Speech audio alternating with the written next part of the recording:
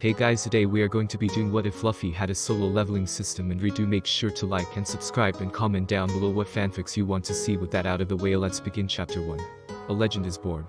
It was a sunny day on an unknown island on the Grand Line in the New World. It was a summer island that wasn't known by the world government. Here in a grandiose hospital we could observe two men anxiously waiting for something. The first man is a tall, tan, broad-chested, muscular old man. He has a beard and a scar over his left eye. His eye color is blue, and his hair is dark with white stripes going through it. It seemed age was getting to him. He wears a white suit with a blue shirt underneath, and a greenish tie around his neck. He also wears a white cape with the red and black shoulder pads on the back of his cape. There was only a single word written in kanji: justice. The other man has specky black hair with a widow's peak, and a tattoo on the left side of his face, which is colored dark red. He has a bit of stubble on his chin. He is most often seen sporting a grin, but right now he wasn't grinding. He had a serious look on his face. He was wearing a large green cloak. Those two men were really famous. Most exactly, one was famous, and the other was infamous. You see, Monkey D. Garp is one of the strongest marines alive. This fact supported by his actions. 3 years ago he fought and caught Gold D.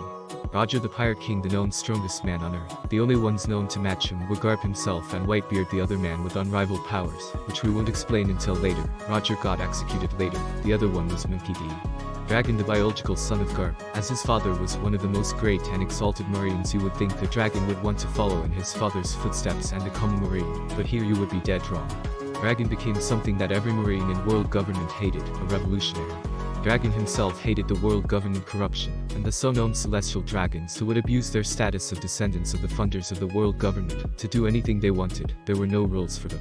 Dragon was disgusted with this, so he created the Revolutionary Army to destroy the world government and bring true peace and justice to the world.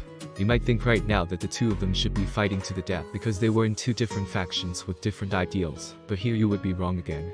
Garp joined the Marines when he was really young, so he didn't know about the corruption of the world government, but after years of doing his duty as a Marine he learned too much. Right now he couldn't resign and leave the Marines, because even though he hated the world government conduct, he himself still had justice coursing through his veins. He still wanted to catch evildoers. Garp actually was supportive of his son's actions in secret. He himself would never say that out loud. Garp turned towards Dragon and said, "You brat, why did you drag me here? Don't you think that I will catch you and throw you into Impel Down?" Dragon turned towards Garp with a grin on his face and said, "Father, even if you wanted to catch me it wouldn't be so easy. I'm not the same kid you would tie balloons to and leave to float or getting thrown towards the lions." Garp smiled at those memories. The good times of your childhood. Dragon continued, "Anyways, back to business. You need to know that your grandchild is born right now, and you will have to take care of him in the future. You should know why." The grin on Dragon's face disappeared after he said that. Garp turned to Dragon, "Well brat, it seems you won't be able to even take care of your own child. Aren't you kind of shameless to dump him with me? You should also know that even though I should be able to take care of him for a while, I won't be able to stay with him forever." Dragon nodded at his father's reasoning and said, "I actually have a plan for him.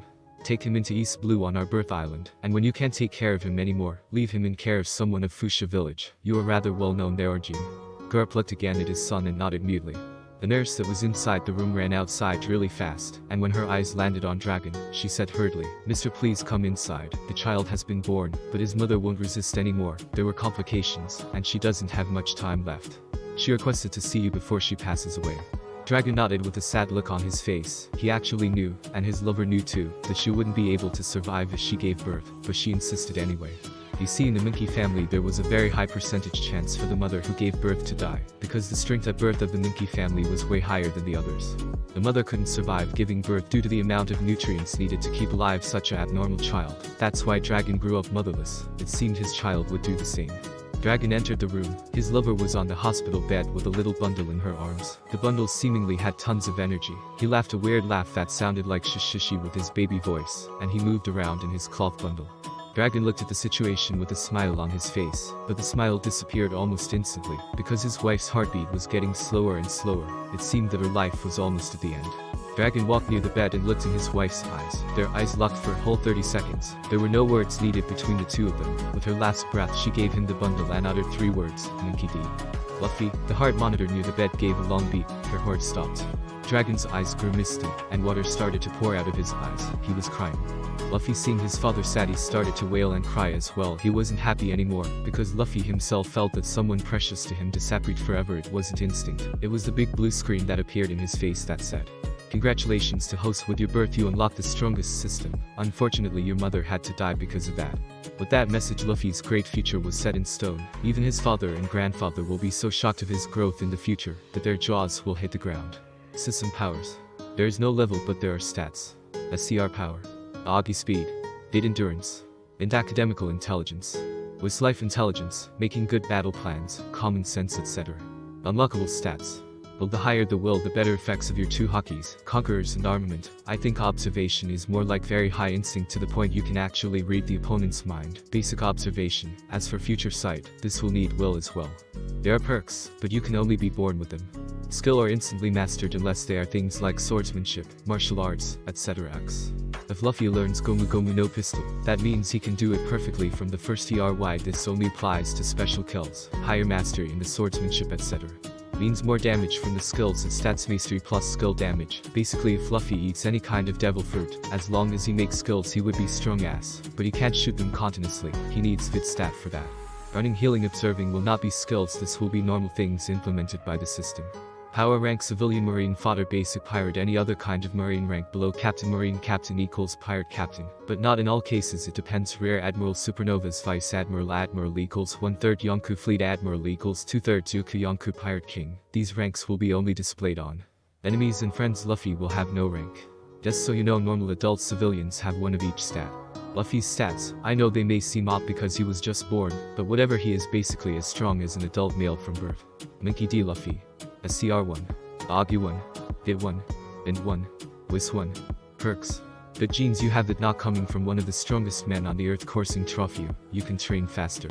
Will of D unlocks the will stat, easier doubles will stat gains, and the speed which you gain will stat. Great destiny, even if you know it or not, you have a great destiny, so you will have a lot of chance encounters. Fruit eater comes from the system. You can eat 2 devil fruits and gain water resistance. That means you can swim even if you eat devil fruits, but beware, sea stones still drains you of 30% of stats. Fast learner, you have a good head on your shoulders. You can learn skills very fast. Sometimes you can invent skills on the fly or learn just by watching. Training, normal training, which means the usual sit-ups, push-ups, jogging, pull-ups, or weightlifting. This gives you stats. There is a cap on the training stats though, which can be broken with fighting. Fighting, depending on your opponent, you can gain stats by fighting, but beware, if you fight 2 weak opponents you won't gain anything. There is a cycle. Luffy needs to train and fight to become stronger. After the cap on stats break you can train again, but you would either need longer training or harder training to get results. If you do the same training as before the cap you won't gain results. Luffy has inventory. Depending on his strength he gains more carry capacity in slots. Every slot can have 99 items. Only the first item is calculated in weight. The weight thing is so Luffy can't use the inventory to drag things he shouldn't be able to out of the way. As any other inventory, the thing Luffy stores remain fresh. Ever since I was born I could see these windows over people's head. Most of the time they had question marks above them, and ranks such as civilian. Sometimes I would see marine fodder, but the highest rank I have ever saw would be from Grandpa. His was pirate king, weakened by age. That meant he was extremely strong.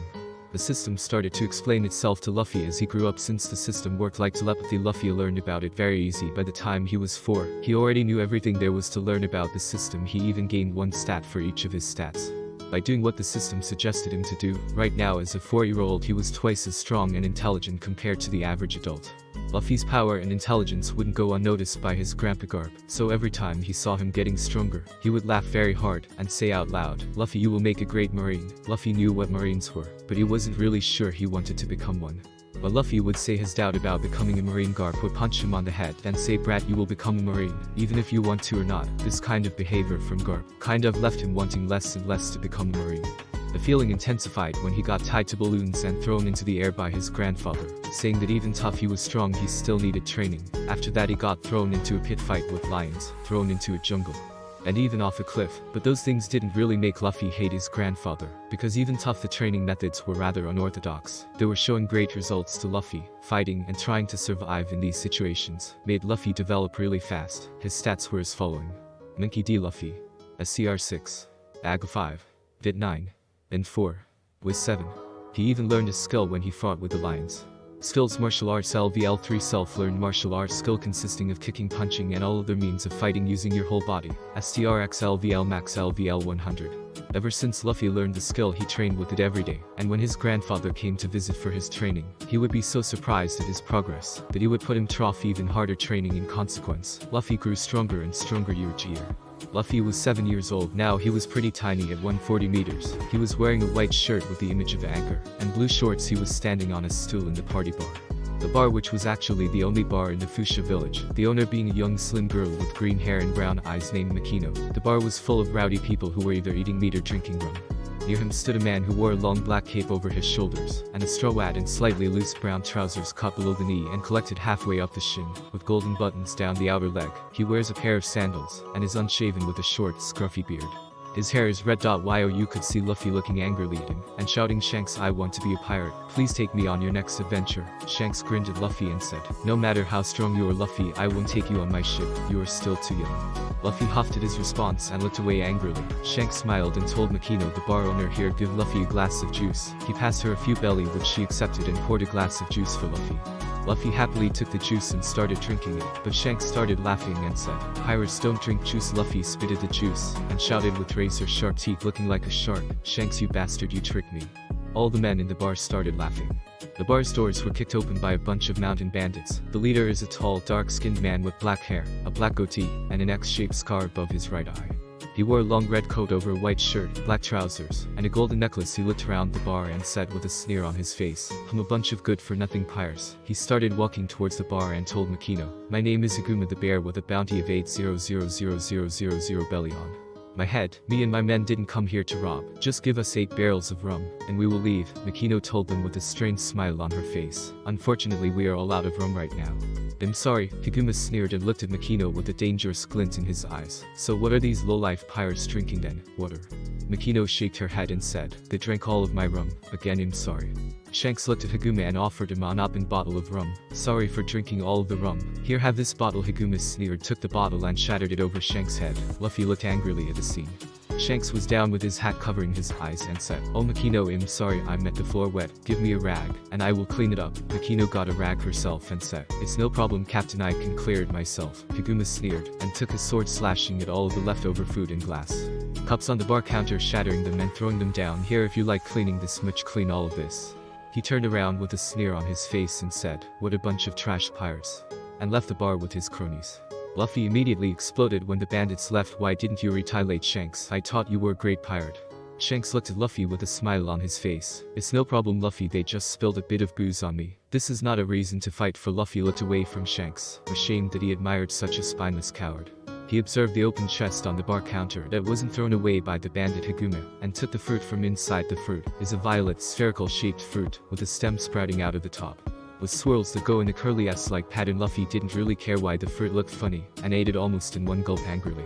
Shanks grinned at Luffy and said, "It's not good to eat out of frustration, Luffy." "Hey, wait, what are you eating there?" Observing that the chest was empty and Luffy was swallowing the last bite of the fruit, Shanks immediately tried to get the fruit out of him by grabbing him by the ankles and shaking him up and down while yelling at him, "You dumbass, you ate the forbidden devil fruit, and now you can't swim anymore." Luffy's legs stretched and he face planted on the floor. In front of his face appeared a screen which said, "Congratulations to host for eating his first devil fruit. The system will ensure that you have full control of your devil fruit, so you don't need to train to control it. Keep in mind that to unlock your skills, you will need to think about them yourself."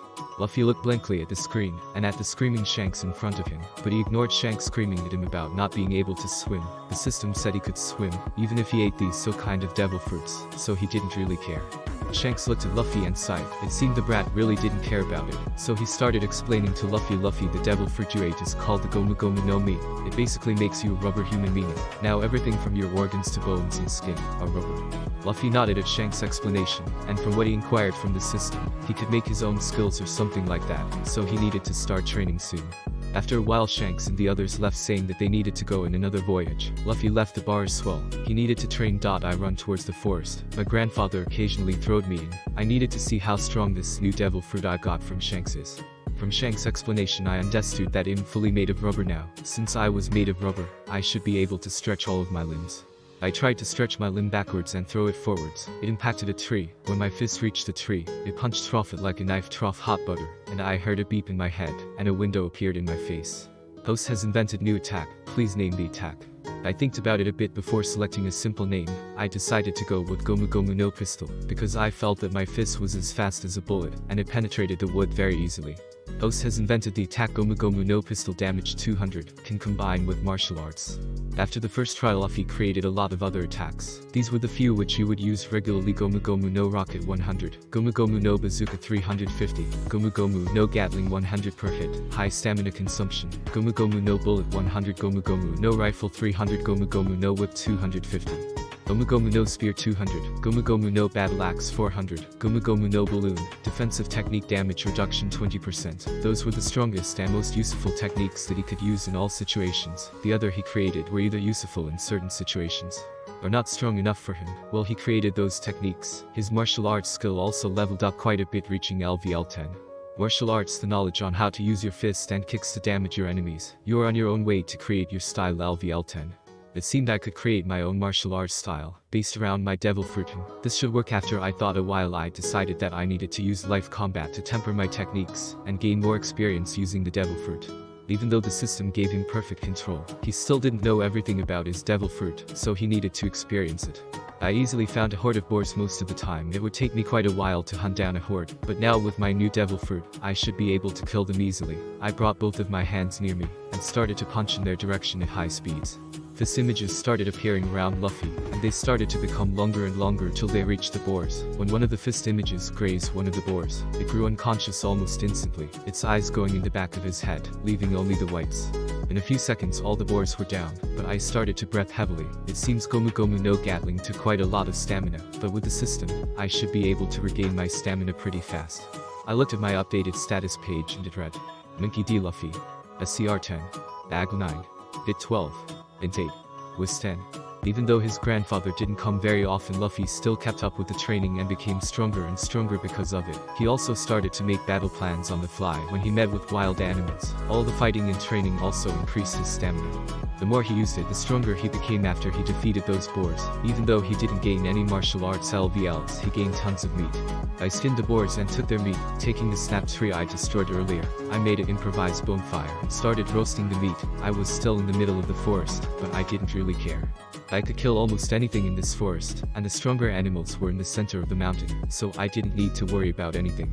The shrubberies moved and out of them came a little black-haired wolf. It had his left front paw injured. It seemed he was only a few months old pup. He was growling to me, wanting some of my roasted meat. I looked at it, and you could see stars practically appearing in my eyes if you looked at me.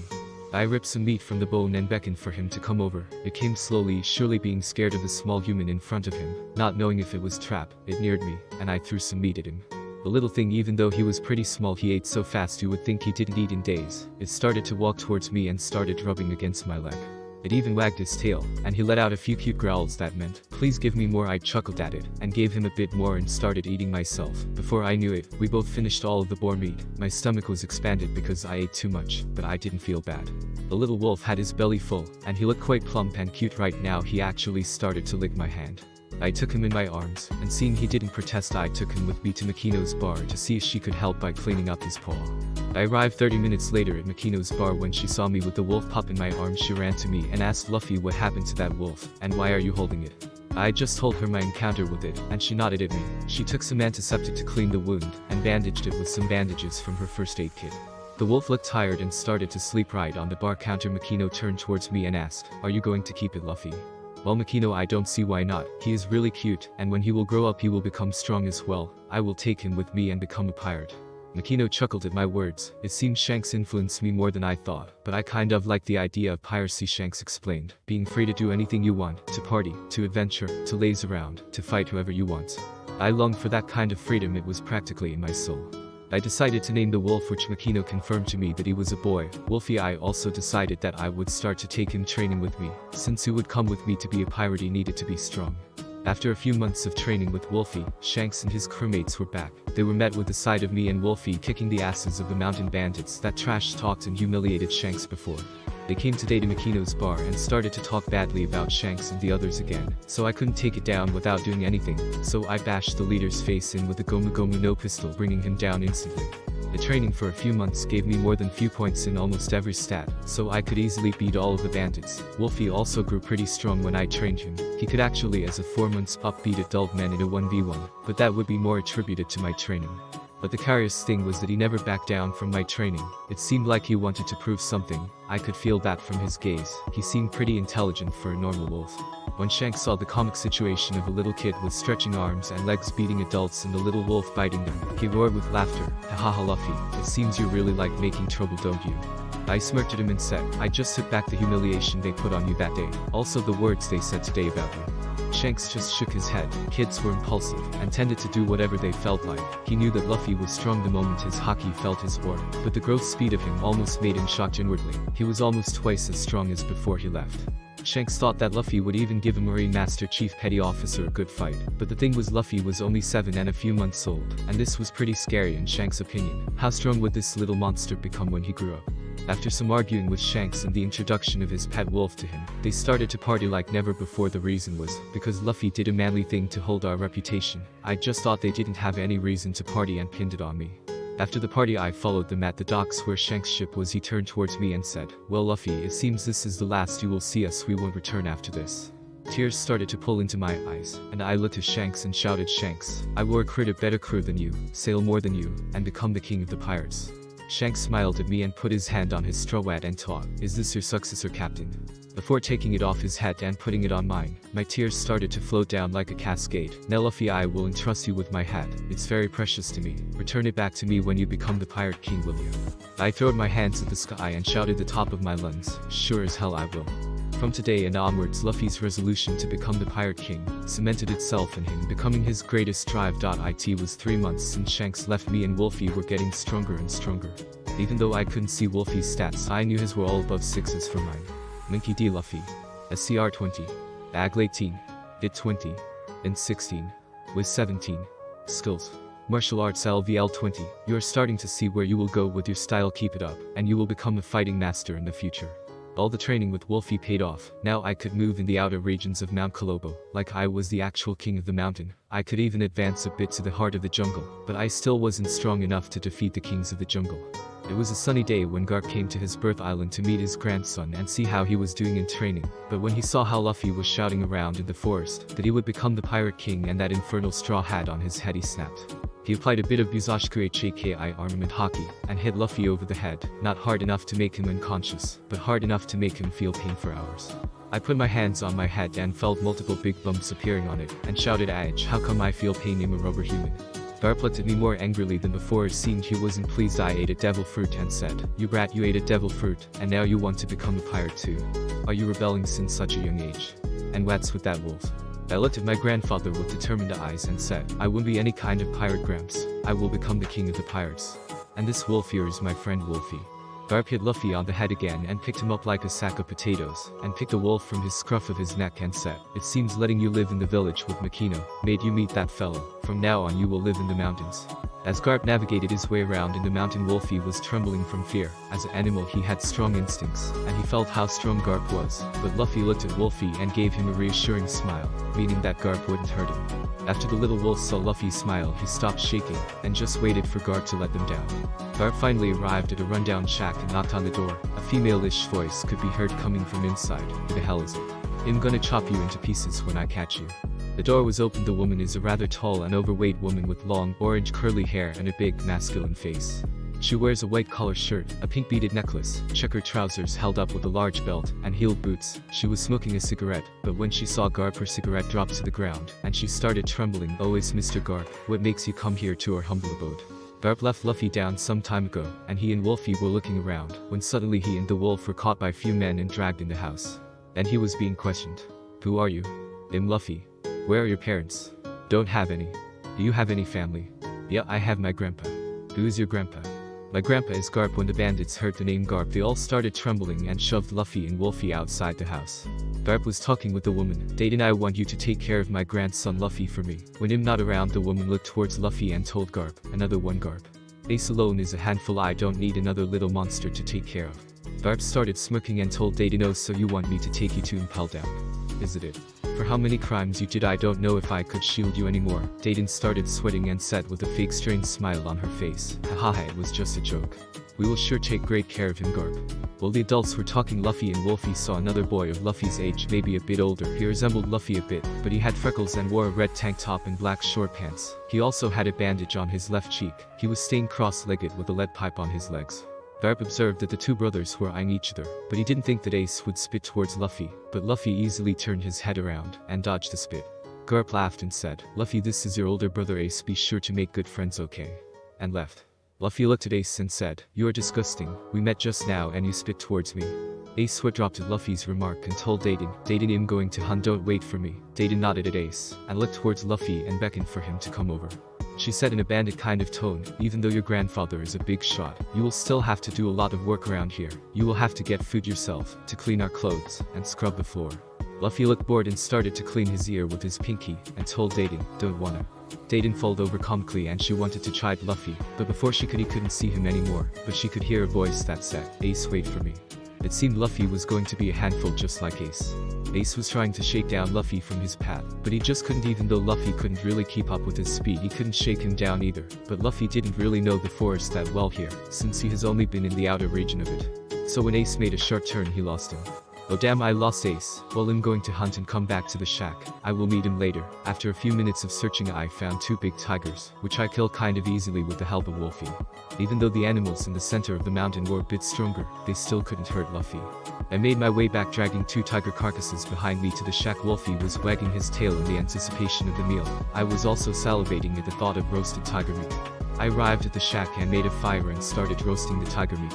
The smell of roasted meat permeated the area and entered the shack. The bandits inside started gulping their saliva and opened the door looking outside. Seeing that Luffy was roasting two whole tigers, they thought that they would be able to get some of them from him.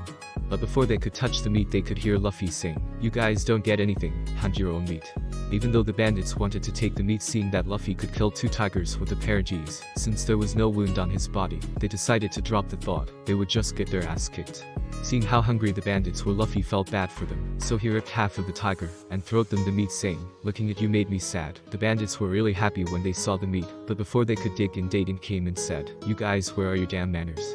You let the kid hunt for you, where's your manliness?" But her eyes remained on the roasted tiger meat. After a while of talking back and forth between the bandits and Dayton, they decided that they would split the meat up between them, and later, they would hunt and get Luffy back some meat. But Luffy didn't hear them because he was stuffing his face up with meat, Wolfie doing the same. After they ate, they decided that it was time for a good nap, so he and Wolfie entered the shack, walked to a sleeping mat and started snoring, a big snot bubble appearing at Luffy's nose. Wolfie made himself comfortable on Luffy's belly and started sleeping as well. Luffy's day was actually pretty good. Besides getting hit on the head by his grandfather, he met a new future friend and ate some good meat. It seemed the future was bright for a rubber straw-hatted protagonist. From that day onwards, I tried to track Ace down, but because I wasn't familiar enough with the forest, me and Wolfie would always get lost. But with time, I started to remember the forest like it was the back of my palm. I also trained some more and fought a lot more animals. My stats were Minky D. Luffy, SCR 21, Agile 20, Hit 25, Int 19, Wiz 20. Wolfie also got stronger. I think if I would put his strength and stats, he would have 10 in each. For a normal wolf, he grew incredibly fast for some reason. After a few weeks of tracking and following Ace, I finally found him. He was with another boy. He had round eyes, a missing tooth, and short curly blonde hair. He wore a large black top hat with a pair of blue goggles wrapped around it, a blue jacket with the sleeves rolled up, a cravat, and a pair of light blue cyan shorts, held up by a belt with an elaborate flower design buckle. They were talking about something, so I strained my hearing a bit to hear them. "Ace, with this money we will surely be able to buy a big boat and become pirates."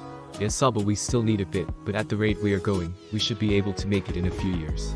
I was really happy the two of them wanted to become pirates as well. I walked from the cover of the tree that I was leaning against and shouted at the two of them, "You guys want to become pirates too?"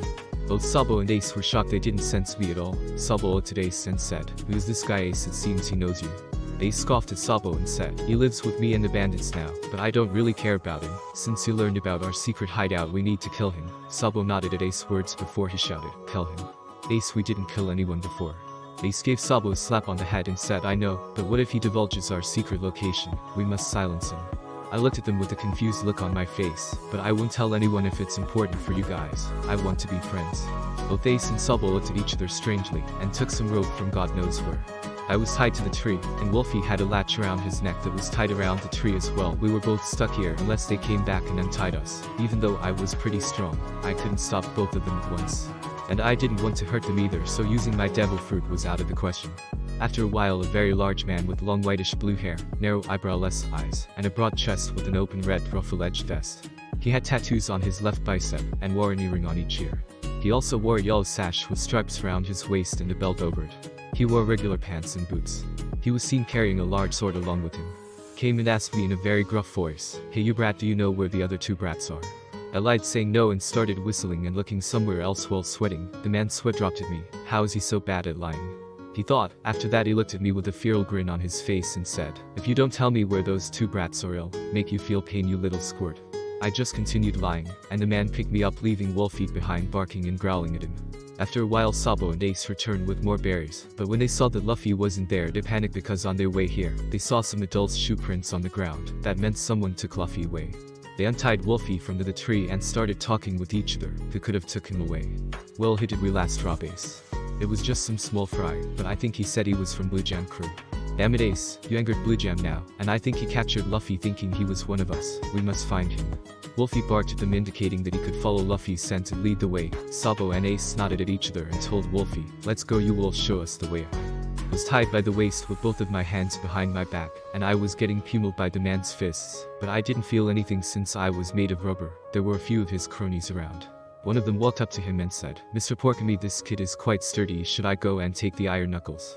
After a while of punching me, Porkamy was out of breath, but when he heard about the iron knuckles, a light appeared in his eyes. "Go and take them here. I will make this brat spit out the location of these two, or I will just kill him." The crony left and came back after a few minutes with two gloves made of metal with spikes on the knuckles. After resting for a few minutes, Porkamy put the gloves on his hands and started pummeling me. Even though it hurt me quite a bit, I still didn't cry out even once. Ace, Sabo and Wolfie destroyed a part of the wall and entered the shack, shocking everyone including Porkamy. But before they could do anything, every crony met a lead pipe to the head, making all of them go to sleep instantly. Porkamy tried to stop them, but Ace kept him occupied while Sabo untied Luffy. After that, Ace, a particularly hard blow to Porkamy's arm, and ran away with Luffy, Sabo and Wolfie. All of us were now at the tree where I was tied with Wolfie. Ace looked at me angrily and berated me. "Why didn't you tell them? They could have killed you." I smiled at him and said, "If I told them, you wouldn't have been my friends anymore." Both Ace and Sabo were shocked at my words, but after the shock both of them sported big smiles on their faces and asked me, "So you want to become a pirate too, Luffy?" And I responded, I won't become any ordinary pirate, I will become the king of the pirates." All of us laughed and Wolfie howled. This was the beginning of a friendship and brotherhood, which would last a lifetime. After I made friends with Sabo and Ace, they would invite me all the time when they would go to steal. They also gave me a pipe and teach me how to use it. Like that, I unlocked a new part of the martial arts skill. Martial arts LBL 25 sub-branch unlocked, pole fighting. Martial artists are known for being fluid and their mastery of multiple weapons. You can use any kind of weapon to increase your martial arts skill, but you firstly need to master martial arts before you can delve into swordsmanship or true pole fighting. My stats were also increasing more and more. It seems fighting every day without pause was good for something. Minky D. Luffy. A CR 26. Aggle 24. Did 30. In 21. Wiz 25. Wolfie, Ace and Sabo were also getting stronger. We also sparred a lot. My life was pretty good, eating meat, fighting, stealing with Ace and Sabo to get enough money to be able to buy a ship. I felt really good making friends in my age zone. It also helped we all had the same type of dream, becoming a pirate. Days come and go. It has been more than 6 months since we became friends. Me and Sabo were waiting for Ace, who said he had a surprise for us. After a bit of time, Ace came with a bottle of sake and a few cups in his hands. He had a large grin on his face and asked, "Do you guys know that if we exchange cups of sake we become brothers?" Ace poured a bit of sake for all of us. We clinked the cups against each other and downed it down. From now on we were brothers, despite the different blood flowing in our veins. When Garp came to visit and he heard all of us wanted to become pirates, he gave us a thorough beating, and his fist of love more than one time. We had bumps on our heads. He also decided to train us to become good Marines, he said. The training was hellish, but it increased my stats accordingly. He even had us read about Marine strategies, code of conduct and stuff like that. So my stats were now. Minky D. Luffy. A CR 29. Aggle 28. Did 33. In 25. Wiz 29. I also increased my martial arts skill to LVL 30. Garp didn't even let Luffy rest during the training. He also gave him quite a few bumps and said, a marine pet needs to be strong, so he can protect his master well. In conclusion, we all became stronger from Garp's training, even though it hurt so much. It was worth it. After a while things became strange because Sabo started to show up less and less. One day he stopped showing at all. Both me and Ace were worried, so we started to go around the Goa city and ask around about him, but we met with no progress. After a while we got a letter which told us everything we had to know. Sabo was actually a runaway noble, and his family took him back. Me and Ace were both angry because of this. From what it seemed like when Sabo was with us, he hated his own family. Why else would he leave the noble lavish living style and start going around saying he was an orphan? But we couldn't do actually anything about it. Sabo himself wrote the letter and said that it was okay, and that he decided to return to his family on his own accord, even though we both knew he didn't really think that we decided to respect his wishes. After Sabo disappeared, Porkami and Bluejam came to us with a deal. Bluejam was a rather tall man with short hair on the top of his head, that is fashioned in a striped manner, while the hair flowed down long and unkempt down his sides. It seemed half of his molars were missing in an alternating pattern, and he wore a traditional captain's jacket over a white shirt. He said that he would look into us beating his men and stealing for him if we did a job for him. Me and Ace agreed it was a good deal. We just had to move some boxes around the Great Terminal, the junkyard of the Goa Kingdom, even though it wasn't really a junkyard. It was more like a refuge for homeless people, but we didn't know what was in the boxes, so we only did what we had to do. But it was too late when we realized what we had done. The Great Terminal was in shambles, fully burning. Both us and Bluejam were also stuck, because his deal with the nobles failed. He was actually scammed by the nobles. We wanted to escape, but Bluejam didn't let us. He said that if he died he would take us with him. Me and Ace fought with him and Porkami, but we could only take down his cronies and Porkami. Bluejam was too strong for us, but fortunately Dating came, and with her help we escaped. After we learned that the Great Terminal fate was determined by the nobles, we were pretty angry, but we still couldn't really do anything, so we decided to increase our training intensity, so we could become stronger and do something about it in the future. Sabo left his home and tried to sail, but unknowingly to him he offended a world noble, and his boat was shot down. This was what we heard when one of the bandits named Dograma came to us and explained what he saw. We were both angry and sad. I was crying uncontrollably, and even Ace had a few tears in his eyes. We both looked at each other. Luffy, from now on, we won't stop training till our bodies will drop. Do you understand? Yes, Ace. And I decided that the age we will sail at will be 17. Do you understand, Luffy? Yes, Ace, I understand, but wouldn't that mean you will sail before me? Unfortunately, Luffy, I still want to become captain, but when we will meet in the future, our crews will be allies. Okay, Ace. Training and more training. When Garp came and heard what happened, he was pretty sad as well. Even though Sabo wasn't his flesh and blood, he started to get attached to him. He also realized that he couldn't stop us from going on with our dreams. So to increase our survival, he trained us personally in marine techniques. They were called the Rakishiki, and they were categorized into Soaru movement skill. The Soaru allows the users to move at extremely high speeds in order to avoid attacks, as well as to attack at higher speeds and with greater power. Tenzagu Tekai defense skill. The Tekai hardens the user's muscles to the level of iron in order to nullify damage taken from attacks. 5xvit Shigen attack skill. The Shigen is a close quarter combat technique in which the user pushes their finger into a certain target at a very high speed, leaving a wound similar to a bullet wound.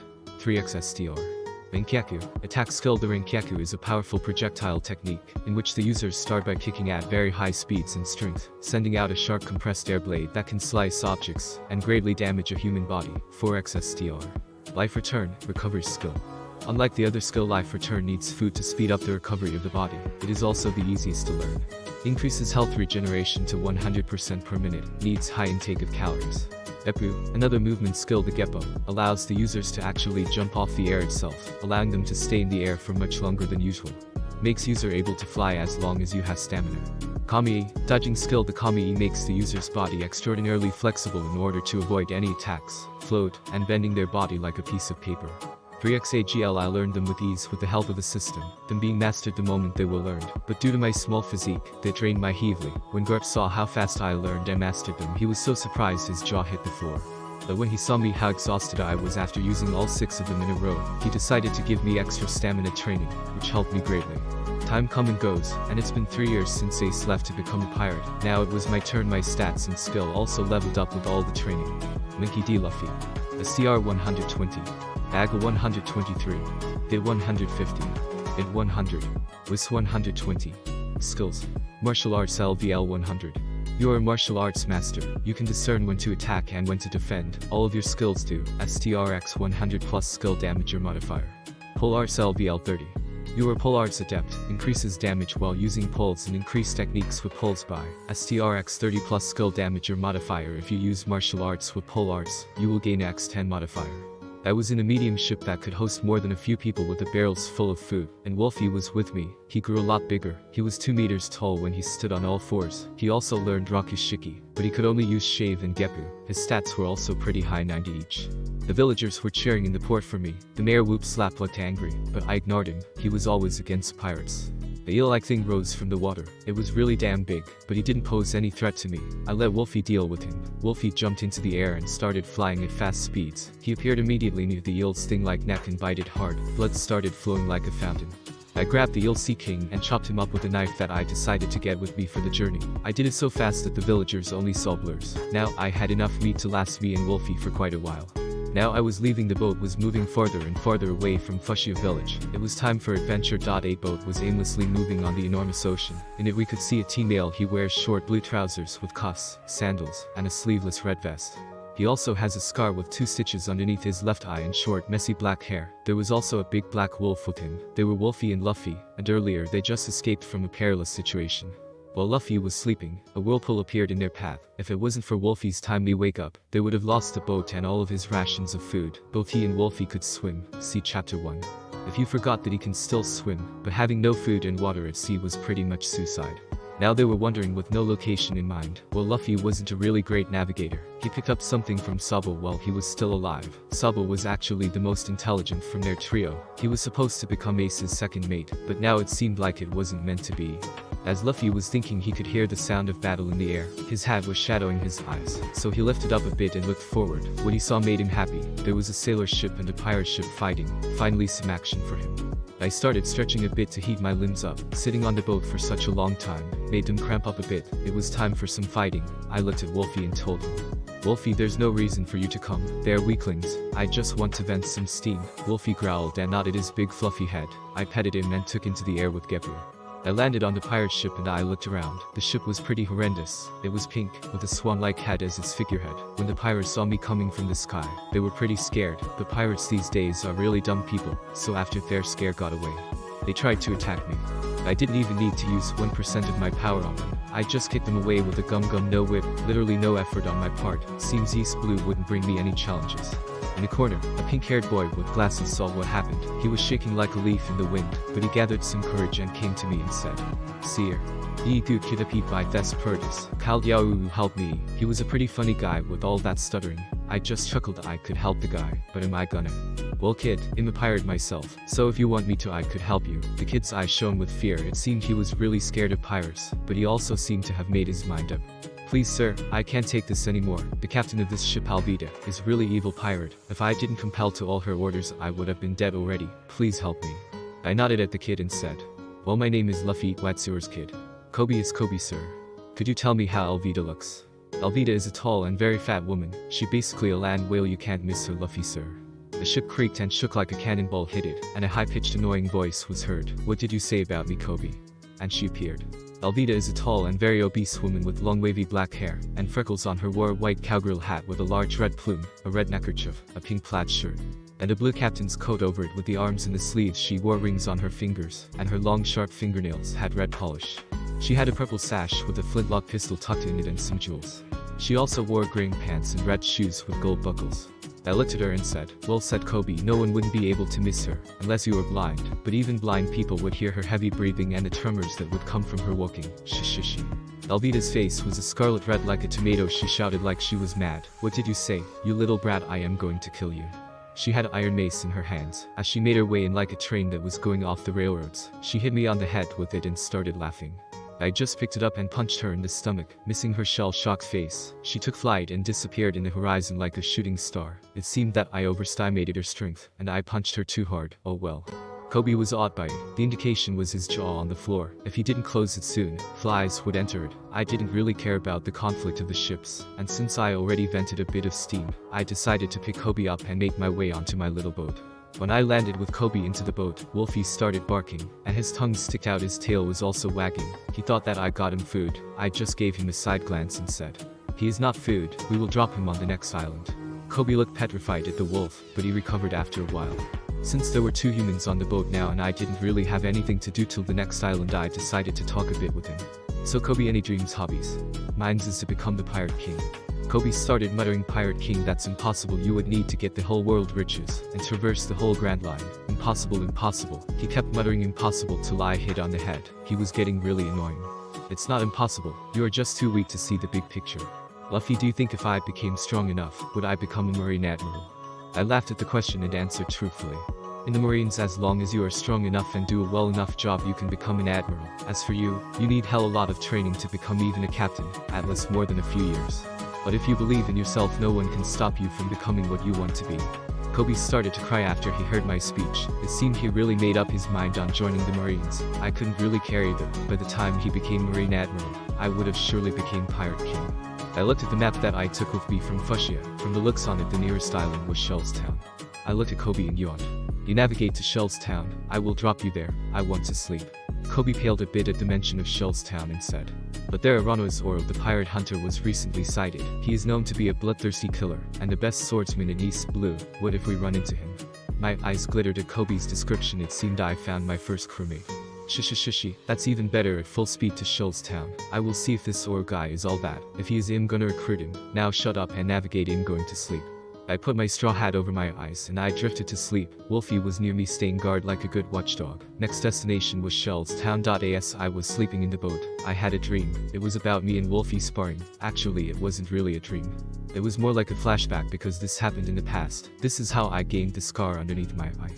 Me and Wolfie were sparring in the forest. We were actually really in the middle, and we weren't paying attention when suddenly, a giant tiger appeared. He was one of the lords of Mountain Kolobo, along with a giant bear. He came too fast, and while I was in the middle of the spar with Wolfie, he struck with his paw at my head. Even though it was a sneak attack, I still dodged most it. Unfortunately, his claws reached deep below my eye, leaving the scar there. After the sneak attack, I teamed up with Wolfie and killed him. When Grandpa Garp saw my scar, he laughed like it was no tomorrow and said, "You're following in your grandfather's footsteps, aren't you, Luffy?" I woke up at the nagging of Kobe saying that we were almost at the island. I picked myself up and looked over. The island wasn't really outstanding. The only thing that stood out was the big marine building. It was painted deep blue, and had a blue seagull on its white painted arch. It was so big that it could be seen from quite far away. I and Kobe docked while I took out Wolfie for a walk around. When the island's inhabitants saw Wolfie, they started to jump around like their arse was on fire. I just chuckled and said, "You won't bite anyone unless I tell him to." This kind of reassured them, but they still looked jumpy. I turned towards Kobe and asked, "So is Zoro really supposed to be on this island?" All the people jumped at the name. SSSH Luffy, Zoro is a scary name for the people here. I'm not really sure if he is here or if he left, but I know the marine captain of this base is called Axe Hand Morgan. At the mention of Morgan, the people were even more frightened than when they heard Zoro. I chuckled at their reaction, and Kobe looked quite stunned, not understanding why people would be scared of a marine captain. In his mind, Kobe thought that all marines were good people, who did everything they did for justice. I decided to spill a bit of truth to him. "Kobe, let me tell you something. If the marines are blue and the pirates are red, there are also gray areas in the red and blue sections. That means that not all pirates are pillaging, torching down, killing kind of pirates.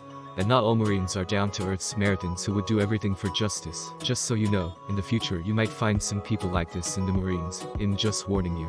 Kobe nodded dumbly at my words. It seemed they struck a chord in him.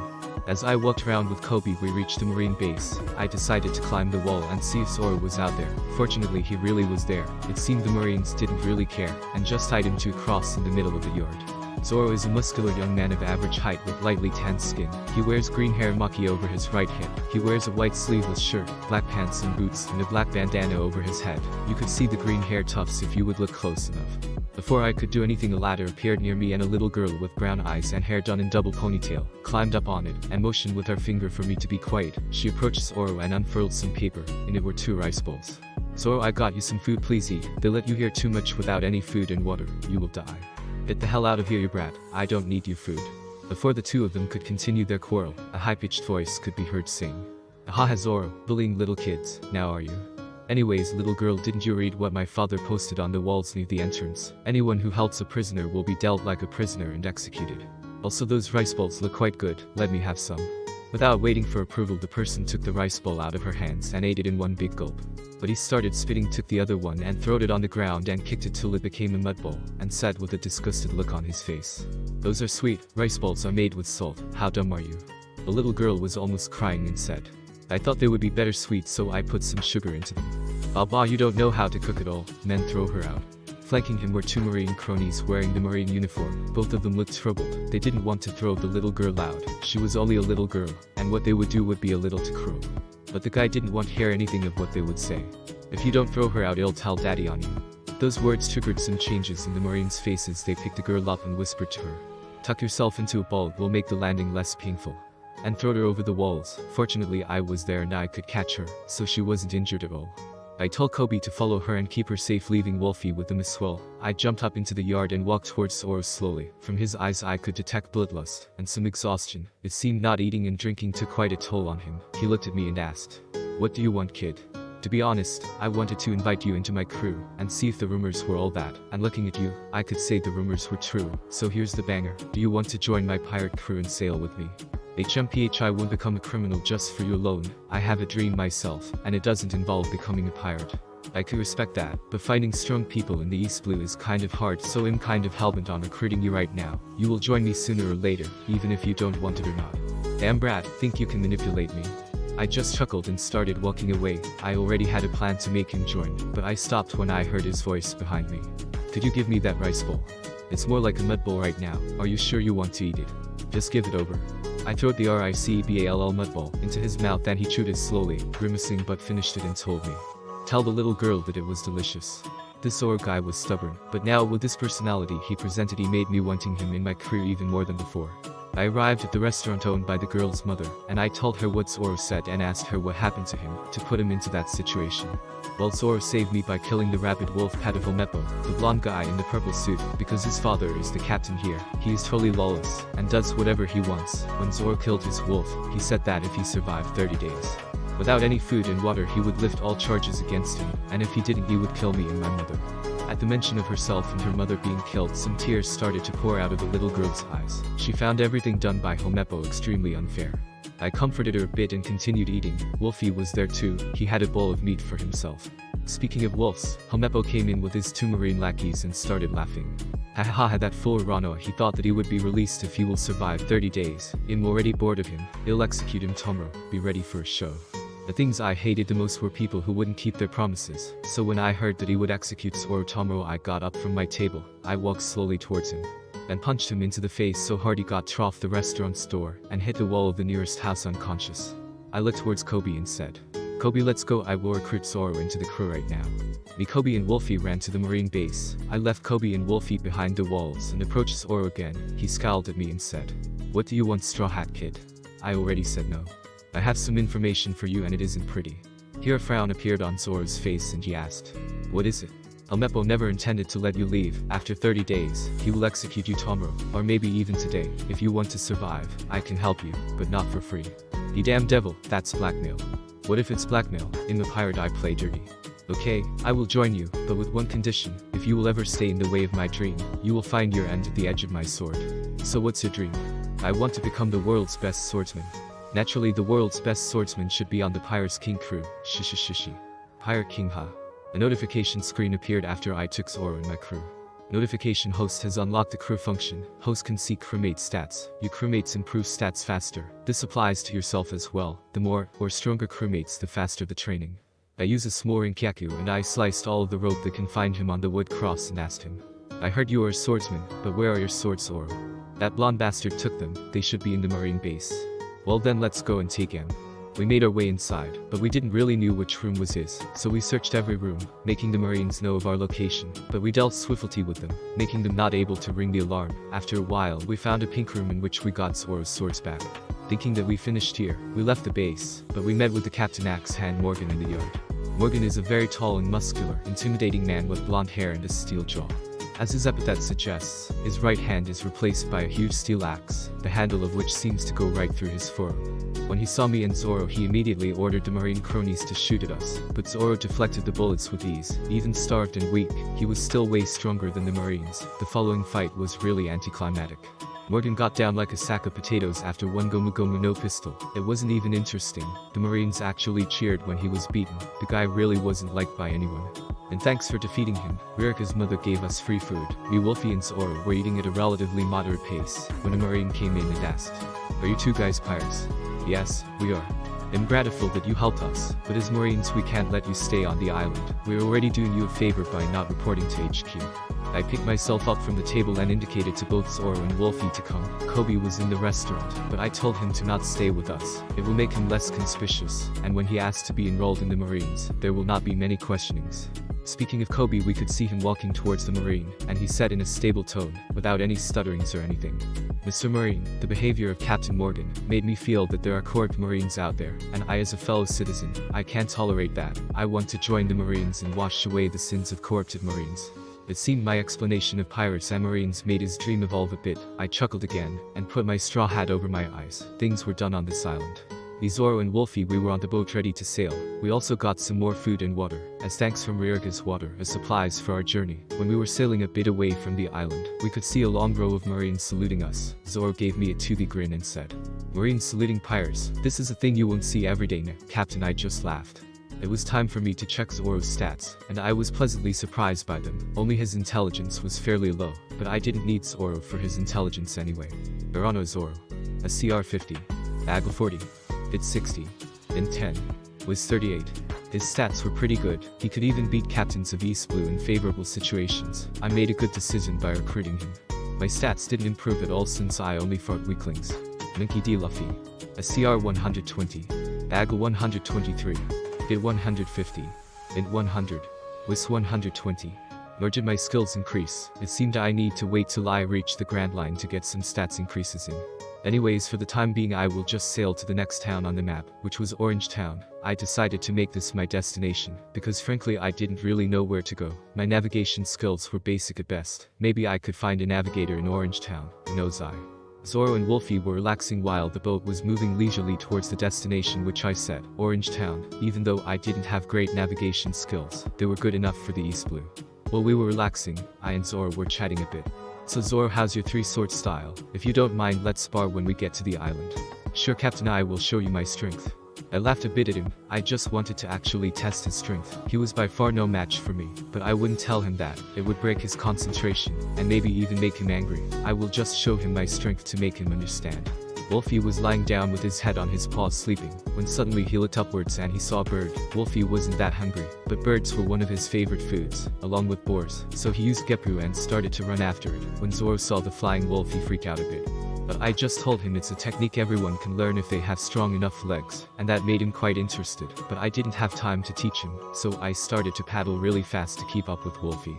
We also got 3 stranglers that got conned. They had gotten their ship and treasures stolen by an orange-haired woman. They also said she predicted the weather. That meant she was a great navigator. If there weren't any conflict of interest I could recruit her. My navigation skills really weren't good for the Grand Line. The 3 guys also told me they are from Boogie's crew, but I could care less about that. Boogie was a friend and crewmate of Shanks when they were little, but considering he remained in East Blue after being on Roger's ship, it just showed how weak he was. After a while of paddling we reached Orange Town, and as expected it had partially destroyed buildings and everything was a mess. It was also a ghost town. No one was in sight. Things like pirates could do this to civilian towns. Me and Zoro were walking randomly when we encountered the orange-haired girl petting Wolfie. He was surrounded by 3 unconscious boogie pirates. She was scratching his ears and muttering "good boy" under her breath. Wolfie was wagging his tail and his tongue sticked out. I coughed a bit in motion for the now-aware Wolfie to come over. The orange-haired lady looked towards me and asked, "Is he yours?" Obviously, why would you think he came towards me when I motioned him to?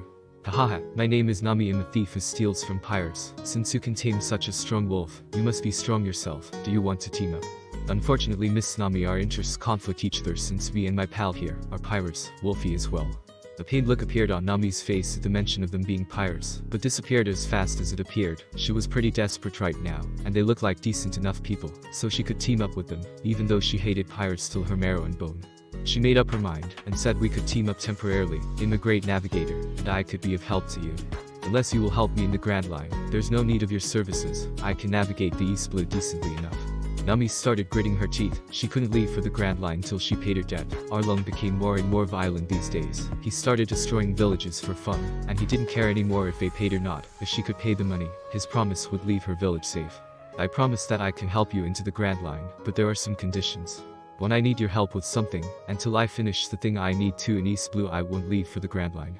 2. All the treasures we gained when I'm in your crew for now will be mine. I nodded at her conditions. Everyone had his own troubles to deal with, and hers it seemed it was concerned with money. As I looked more closely at her, she was actually pretty beautiful. She wore an orange miniskirt with 2 white rings on each side, filled in with orange or brown in their centers, and shirts with short sleeves. She also had short hair with a particularly curled strand over the left side of her face. She is slim and has big brown eyes. In addition to being a good navigator, a beautiful female was needed in my crew. I couldn't be surrounded by males all the time. I also needed to observe the beautifulness of the female form once in a while. So I agreed to her conditions, but there was no notification saying I added her to my crew. That meant she wasn't 100% in my crew. But as long as she kept her promise, I really didn't care. After her conditions being agreed, Nami was very happy with the help of these 2 strong guys and the wolf. She could get the money needed very fast. But before she could congratulate herself, some tremors started to shake the earth. It was a giant yellow lion with a pinkish-purplish mane on the lion. There was a male who wore a white bear hat. He also wore blue pants and sandals. He looked at his lion and said, "Well, Richie, Captain Buggy is really angry, but since you are hungry, we will just destroy that pet shop over there and get the food." There was a pet shop nearby that was guarded by a small white dog. When the dog saw that the lion was approaching his store, he started barking and showing his teeth. Suddenly, an old man with curled hair wearing a wooden armor and having a wooden spear in his hand appeared. He looked towards the lion and man and said, "You can't destroy the store, that's Chao Chu's treasure."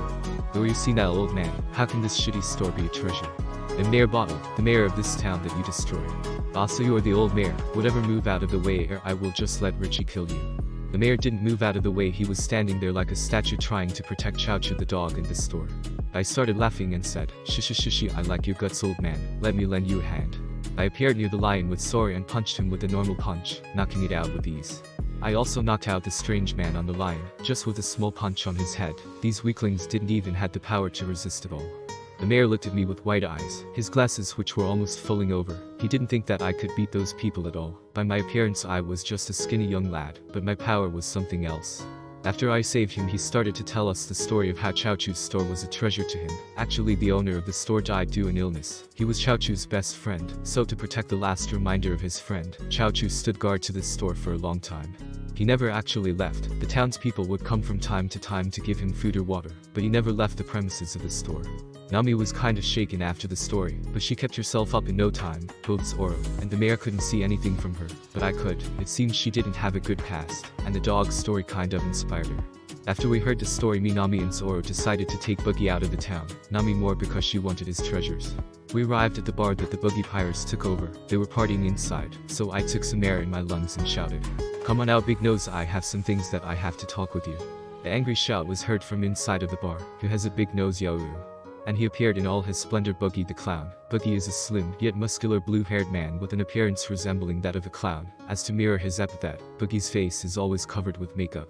Just like a clown, he has crossbones going down his face forming an X. He also had 2 blue lines near both of his eyes, red lipstick and his Jolly Roger on his hat. He dons a striped white and red shirt with short sleeves, white gloves reminiscent of the ones worn by clowns, a sash around his waist like many other pirates, and a pair of loose pants reaching to his calves, just above a pair of striped socks and pointy shoes. He also has a scarf around his neck. Hanging from his shoulders there is an orange fur-lined captain's coat.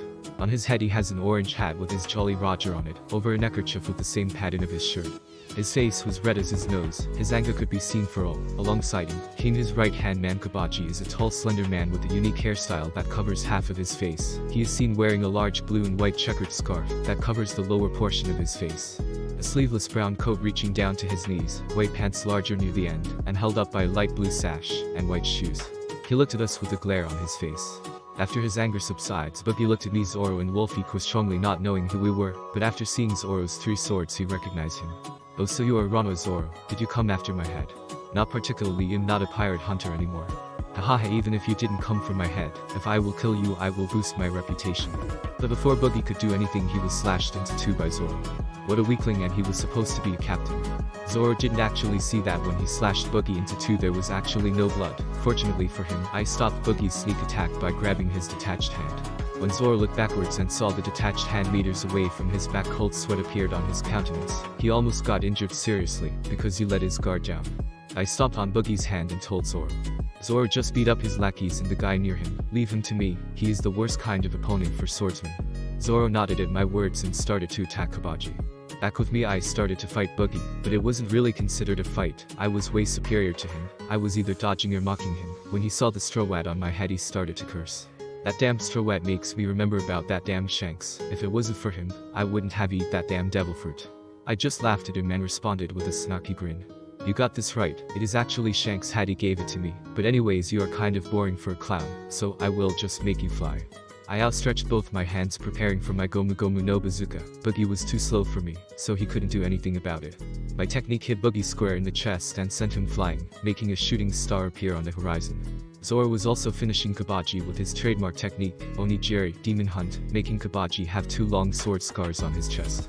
After we finished them both, Nami appeared with 2 bulging sacks full of jewelry and gold. When she looked around and saw that Boogie disappear and Kabaji was unconscious and bleeding, some light appeared in her eyes, and she thought, these 2 guys are very strong, maybe they could beat Arlong. But she kept that only for herself, not telling the 2 anything. Wolfie was inside the bar beating the tar out of the weak underlings with his paws. They were like balls in front of him, but when he heard Luffy's voice, he immediately got out and followed him, starting to wag his tail. Luffy scratched his ears and told him he did a good job. He helped Nami with the gold, and they put both sacks into her boat. They unfurled the boat's sails and left, but before they could start relaxing, they saw a bunch of civilians saying thank you on the port. It seemed they realized we were the ones who defeated Boogie. Nami looked at a map and at our boat and said, if you want to cross the Grand Line you will need a bigger ship than that. I know, Nami, I was actually thinking to get a ship from the next island. Maybe we will be lucky there. Well, the next major island is called Gecko Island, but there are a few islands in between. We could resupply at those and try to our luck at Gecko. Sounds pretty good, you can set sail towards the islands then. While Nami was navigating, Zoro was pretty bored. He actually wanted to spar with his captain, but due to the situation at hand they couldn't. Maybe he will try on the next island. Me, Zoro and company were sailing towards Gecko Island. On our way we also found a strange island with a guy in a treasure box and hybrid animals.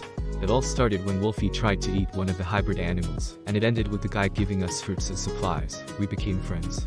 Nami was outside her cabin looking towards the ocean. She was contemplating whether to ask for help from Luffy or not. At most she had 2 more times to get the money, before Arlong flipped out and started to kill people in her village. She didn't know why Arlong became crueler and crueler with time. Even money didn't satisfy him anymore. He just wanted to kill to destroy, but it was strange, only he wanted to do those things. His crewmates didn't particularly enjoy it. Now when she thinked about it more clearly, only Arlong changed. The island was starting to appear on the horizon, so I shouted, "Land ho!" waking up both Zoro and Wolfie. Zoro looked particularly grumpy that he got waked up, but he didn't say anything. Wolfie was actually pretty angry, and he started to munch on my arm. I didn't really feel anything because he only did it playfully. He wasn't extremely angry, just angry. We docked, left the boats, and we were on the beach right now, when we suddenly heard a voice. "This island has the protection of me. If you don't leave, my 10,000 men army will attack you." To emphasize the effect of the statement, a lot of pirate flags started popping up. Nami just chuckled and pointed out, "Those 3 are your 10,000 strong army." The 3 kids that were hiding in the bushes yelped and said that they were found out, so they ran away. Up on the beach's cliff, a young man appeared with a pachinko in his hand. He is a slim tan-skinned teenager with medium-length black woolly hair, prominent lips and a long nose. He wears brown overalls with a white sash and no shirt underneath. He also carries with him a yellow satchel. His legs were trembling due to fear. He aimed his pachinko at me and said, "I will shoot, so don't take one more step forward." My strowat shadowed my eyes and I said, "Weapons are for actions, not intimidations, so be sure you put your life on the line when you point your weapon at someone." Usopp fell on his butt after my statement. Cold sweat permeated his face. He muttered under his breath, "So that's how real pirates are." I laughed and looked at him more clearly. "You are Usopp, right? Your father is Usopp." Usopp immediately scrambled down the cliff and appeared in front of me. "You know my father?" "Yeah, I do, but let's not talk here. Me and my friends are also pretty hungry. Just point us at a nearby restaurant, and we will talk there." So Usopp did just that. Well, I explained how Usopp was the sniper on red-haired Shanks' ship. Usopp was having literal stars in his eyes. He couldn't believe that his father was an important officer in a young crew. After a while he excused himself, saying that he had to do something. While me, Zoro, Nami and Wolfie, we were finishing our meals. Wolfie especially ate a lot of meat, and his belly was kind of bloated. When the 3 kids came in the restaurant asking for their captain saw him, they looked petrified, even more so when Zoro said with a feral grin on his face, "Well, we just fed him to our pet wolf here. He enjoyed him down to the last scraps and bones." The children shouted frightfully and pointed at Nami, and said, "Witch." Nami gave each of them a bump on the head and said angrily, "It's just a joke, but if the wolf ate him, how am I the witch?" After we explained what happened, we asked them where Usopp could have gone. "Kid, well, I think he has gone to the big mansion to tell lies." Nami, telling lies, isn't that a bad thing? Kid, not really, because the young miss of the mansion is really sick and lies of our captain makes her happy. Nami, oh, so it was like that. Luffy, anyways, we should visit that mansion anyways. Maybe they have a spare ship we could buy. Zoro, yeah, like Captain said. Wolfie, ow ow ow ow. Since everyone was in agreement, we let the kids open the path for us. We arrived quickly at the mansion, and we entered Trofa's secret passage that Usopp made. I didn't want to make a ruckus by using my powers, so I just followed the kids.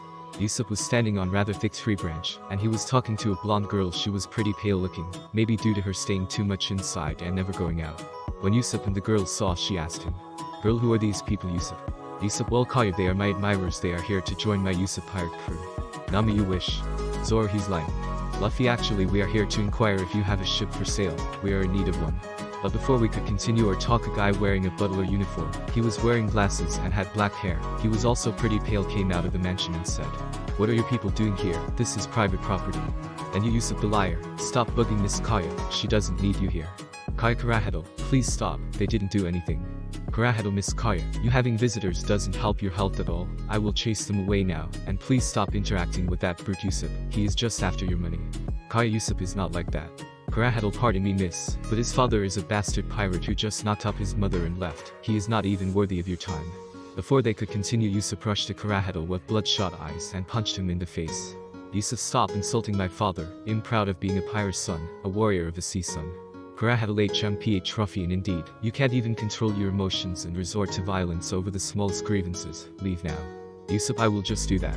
Usopp left in a hurry, and since he left, we left as well. While we were waiting for him to get back, Zoro pointed out that he really wanted that spar, so I indulged his request. Me and Zoro, we were facing each other in a wide field in the outskirts of the village. Wolfie, Nami and the kids were spectating Luffy's Zoro. "Just so you know, I won't use my full power because this will end too fast, but I will use my full skill." Zoro, "HMPH, I know you are strong, but I doubt you are way stronger than me." Zoro wasn't really convinced, but I had to wake him up. I needed to strengthen him up for the Grand Line. When Zoro came at me with the overhead slash, I dodged simply by moving to the left. When he tried to slash me with the frontal one, I dodged by simply moving to the right. He tried to slash me again and again, but he couldn't do anything. There were a lot of occasions where I could have countered. I was a martial arts master, but this spar was for him to learn that he was a frog at the bottom of the well, not to hurt him. After a while of dodging, I just grabbed both of his swords out his hand and threw them away. His swordsmanship wasn't that great. If I would put it in system levels, I would give him LVL 20. I guess he beaten the East Blue weaklings, based more on his high stats rather than skills. Zoro was baffled. His captain was really damn strong, and that wasn't his full strength either. He could have hit him and put him to sleep a lot of times, but he just dodged. This was further exemplified when he just took his swords and thrown them away like it was nothing. Luffy, Zoro, from now on, when we get the ship, we will have a daily spar. We need you to get stronger for the Grand Line. Zoro, I understand, Captain. Usopp was coming from the village. He was battered, bruised, and he had gunshot wound on his left shoulder. When he saw us, he rapidly came over and said, "Usopp, guys, Kurahito is actually a pirate. I saw him speaking with a strange guy on the southern slope. He said he wanted to hypnotize Kaya and take her inheritance." Luffy, I understand, but why are you so banged up, Usopp? Usopp, well, I tried to warn the villagers, but they beat me up. Nami, well, that happens when you lie too much, Usopp. After Nami helped Usopp nurse his wounds, he looked towards us and he said, "Usopp, well, for now I will try to protect the village. It would be better if you guys left, to not be caught in the crossfire." He wasn't really that inspirable with his shaking legs, but I just started laughing and I told him, "Luffy, Usopp, we are friends. I will help you protect your village." Usopp, that's great. What are you guys good at? Luffy, well, I'm good at many things, but the first would be kicking ass. Nami, stealing. Zoro, cutting. Wolfie, ow, W, biting. Usopp, hiding. All in course, no you won't, ow. We decided that we would put the traps that Usopp made on the northern slope, something about that they would come from here, because it had better ship parking. I also had Nami to hide our boats. And so they came with a big black cat ship. Most of them were cronies, weaklings. I could feel that from just looking at them. The only one relatively stronger was the weirdo with hard glasses and a cowboy hat, but he was still pretty much fodder. They tried to climb up the oiled slope that Usopp made, but unfortunately for them they weren't strong enough to do that. With the combination of Usopp's lead stars coming from his pachinko and Zoro's swords, I didn't even have to do anything before almost all of them were down. The hard glasses guy was panicking, and he started swinging around chakram. When I say 1-2 Django, all of your wounds will heal, and you will become super strong. 1-2 Django. Almost all of them got up, their muscles bulging. One of them even punched the cliff and destroyed it. But for me it was still nothing. For the ones that Usopp and Zoro couldn't handle, I would just casually punch their lights out. After 20 minutes Kuro came in. Boy was he angry. You could see it on his face how angry he was. "Kuro, you're damn trash. You got beaten up by a bunch of brats. Why are you living anymore?" Django, Captain Kuro, please don't kill us, please. These bunch of kids are truly abnormally strong. Pro HMPH Django, I left you to become captain because I thought you would do a good job, but it seems I was wrong. Kuro dropped down the bag he got with him and pulled up from it some menacing cat-looking gloves with claws on them. Django tried to remedy the situation by calling two people out of the ship. One was fat, other one was scrawny. Since Kuro was already out, they didn't go with their occasional lying and acting. They directly attacked Zoro with their strongest. Luffy Zoro. Just keep them occupied while I will beat Mr. Black Cat here himself. Kuro, a brat like you, think you can beat me, huh? But before we could start our fight, Kaya appeared. She had a gun in her hand which she was pointing to Kuro. Kaya, I can't believe it. Kurahadal, Mary told me what happened. How could you actually do it? Kuro, oh, so that fool didn't die. I think I became rusty with time. Kuro put on a smiling face to Kaya and he started saying, Kuro, do you remember when we were going shopping around? When I was helping you out with your studying? Kaya was starting to break remembering those times with Kuro, but after that a malevolent smile appeared on his face. Kuro, well, I hated all of those times, and now I will take your inheritance. He appeared right in front of her and took the gun out of her hands, but before he could catch her, I appeared in front of him and punched him hard, making him roll into the other cliff. But he stopped himself, leaving a trench in the ground. Kuro, Django, catch Kaya and hypnotize her. But before Django could do anything, a wood staff appeared above his cranium and cracked him in, putting him to sweet sleep. Nami appeared and she said with a grumbling tone, almost no treasure on this guy's ship, what poor fellows. Usopp's sweat dropped at the remark. Usopp approached Kaya and took her more than a bit away from the battlefield. Zoro also finished the fat and skinny guys. All that remained was me and Kuro. Kuro, ho ho, you really did in my crew, didn't you? But I still have a card up my sleeve. He started swinging from right to left, and he disappeared. Well, for others, but not for me. I was actually pretty surprised he knew a variation of sword. It was actually way weaker than the original, and he also couldn't control himself, the example being the claw mark on the cliff. But I just used sword myself and appeared in front of him. I also stretched my arm and twisted it behind me. It appeared in front of him before he could do anything. Kuro spiraled in the cliff and became unconscious, but the other people from his crew started to regain consciousness. I just threw him to them and made them leave. The Black Cat ship was going away into the horizon. This encounter was pretty easy. After everything ended, we got ourselves some supplies and we were ready to leave, but Kaya invited us to show us something. Mary, the butler who Kuro almost killed, was there. He was fully bandaged, and his hair was done in the style of a goat. He even had something akin to horns. And the invitation actually was for this. They gave us a ship. It was called the Going Merry. Merry himself gave it the name. We were in need of a ship, so we took it. The Going Merry had a jib and a central steel rudder. The ship's armaments consisted of 4 cannons, 1 in the bow pointing forward, 1 in the stern, and 2 pointing to either side. It is a caravel type of ship. Mary explained me how to steer it, and I quickly memorized everything. Nami herself was nearby, so she understood everything as well. The giant backpack was rolling down the hill with a shout of, "Stop me coming from it." He rolled till he almost hit the ship, but me and Zoro each just put a foot down in front of him and stopped him. Usopp, well guys, I guess we will see each other on the seas. Luffy, what do you mean? Usopp, I decided to set sail and become a warrior of the sea. Luffy, come on Usopp, you know it already, don't you? Usopp actually had tears pooling into his eyes. He jumped up and said, I am the captain. Luffy, well you really aren't, but whatever you say. After that a notification popped up. Usopp has joined the crew. Usopp, SCR-10, Bagel 12, Bit 15, then 60, was 80. We just all started laughing. After we finished putting all of our supplies from the older boats, we set sail for the next destination. We were still in need of crewmates. Maybe a cook would be good. I myself cooked up all the food, but I wasn't a good cook by far. It was edible but not delicious. But food gave more energy, and energy was in very big need at sea. So our next destination was somewhere where we could find a good cook. Nami was standing on the new acquired ship, the Going Merry, daydreaming and thinking how to solve her problem about Arlong, the fisherman pirate. Well, Zoro, Usopp, Luffy, and Wolfie were talking. Usopp, so you actually helped Wolfie from since he was a little baby? Luffy, yeah, he trained with me almost all of my childhood. He is very strong. Actually, he would be a good sparring partner for you, Zoro. Zoro, HMPH, do you say that this wolf is stronger than me as well? Luffy, well, let's just make a show of force, shall we, Wolfie? Wolfie, ow, ow, ow. Before Zoro could even react, Wolfie used Sori and appeared in front of him, pushed him down, and had his mouth almost nearing his neck ready to take a bite. Zoro wasn't able to do anything, since he was taken by surprise by Wolfie's speed, so he was taken down relatively easily.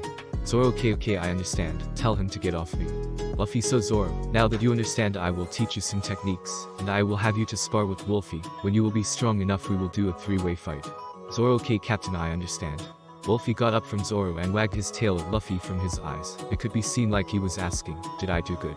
Luffy petted him and told him he did very good, and he was a very, very good boy.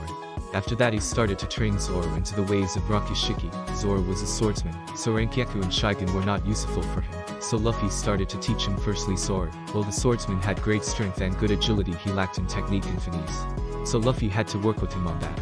While Zoro and Luffy were training, Usopp got bored, so he decided to try out the cannons. He aimed at a nearby giant rock formation, and struck it head-on. Even he himself was surprised by his accuracy. Luffy looked at him and gave him the thumbs up. Usopp puffed up his chest, taking a bit of pride on his shot.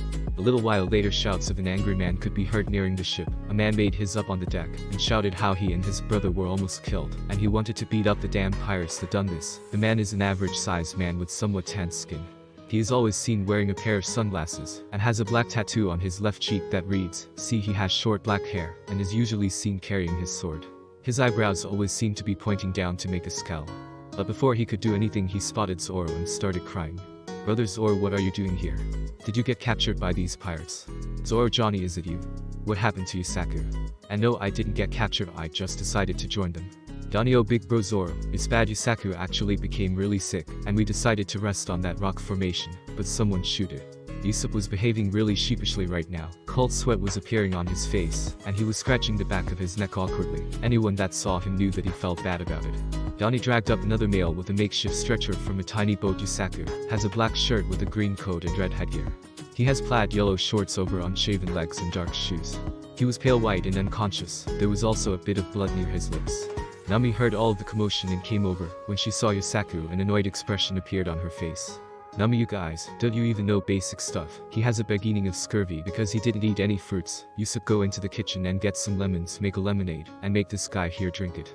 Usopp, I Nami. Usopp saluted and brought the lemons over. Usopp directly made lemonade on the spot and fed it to Yusaku. Suddenly Yusaku came back to life and started to dance with Johnny, saying how he was alright, but he vomited a bit of blood and collapsed afterwards. Nami, even more annoyed than before, berated them angrily. "Nami, you, it's impossible to get better so fast. Just start resting. You give me a headache of how dumb you are." While the two friends of Zoro settled down, Nami came over to Luffy and asked, "Nami, you know we need to cook right. Situations like these are very common at sea, and someone who would know nutrition and how to make food better would be really useful." Luffy, I know Nami, but I can't recruit any cook I find. I need someone decently strong, and the cook must also be very good. While Zoro, Johnny and Yusaku were recalling their past of bounty hunting, Johnny actually heard the conversation of Luffy and Nami, so he immediately came over to them and said, "Johnny bro and sis, I know a place where you can get a good fighting cook." Luffy, oh, and where's that? Johnny, on one of the greatest moving restaurants in East Blue, the Baratie. Luffy, oh, I see. Then do you know where the Baratie is? Johnny, sure thing big bro. Do you need the location right now? Luffy, no, tell it to Nami here. She is the navigator. She will set course immediately. Johnny, okay, big bro. After that, Johnny told Nami the coordinates, and with the help of everyone, they set sail for the floating restaurant Baratie. After a while of sailing, they finally reached the restaurant. It was in a circular shape, and it had the theme of a fish, everything a fish had included. But before they could debark and go get something to eat and ask around, a marine ship stopped nearby, and a man wearing a pinstripe white suit and some metal kind of knuckle with purple hair came out and said, "Full body and Marine Lieutenant Iron Fist, full body, and I do not recognize your pirate flag." The time it took for them to reach the Baratie, Luffy made Usopp create their pirate flag. It was a normal black pirate flag with a skull and crossbones, but the skull was wearing a straw hat. Luffy, of course you wouldn't recognize it, it was painted recently. Full body, whatever, just sink them, men. The Marine Crinies fired a cannonball at the Going Merry, but before it could even land it was coughed and thrown back by Luffy, his straw hat shadowing his eyes. You couldn't really see his expression very well, but from his aura, you could tell he was pretty angry. Luffy, yo marine trash, if you tried that again, I'm not gonna let it slide just like I will do it now, do you understand? Full body, you dirty pirate, how dare you insult me? But before Full Body could say a new order, a blonde woman wearing a red dress came out of the ship and said to Full Body, "Dear, how much do we have to wait? I'm hungry." Full Body, oh it's okay dear, we are going now. Full Body, count yourself lucky straw hat, I have better things to do than fight it out with you. Luffy, HMPH trash. Full Body, why you little? Dear, please let's go. Full Body, okay. Things didn't escalate after that. Both sides just entered the restaurant peacefully and found their own tables. A blonde chef with long legs who was wearing a black suit with a blue shirt underneath and a blue tie. He also had swirly eyebrows. He was giving the order to Full Body. Full Body tried to impress his date by guessing the wine he ordered just by tasting, but the chef made a fool of him by giving him the wrong bottle. Full Body tried to escalate things by planting a fly in his soup and blaming the chef, but it ended really bad for him when he spilled the soup. "You damn scumbag, don't you dare to waste food in the front of a sea chef." Before Fullbody could do anything, he was dangling in front of the chef, his body bloody and beaten. Another chef with a shaved head was looking pretty angrily at the blonde chef.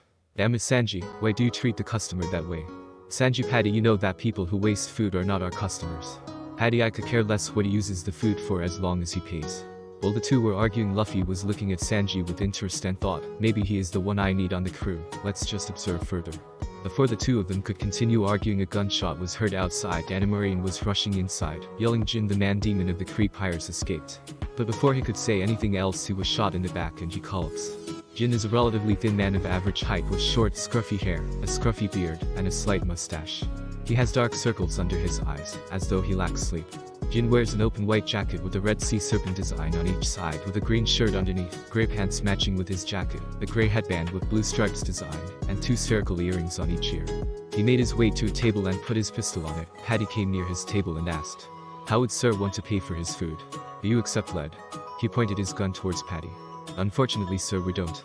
Before Jin could do anything, he was slain down on the floor, both table and chair broken. He was also thrown out of the restaurant.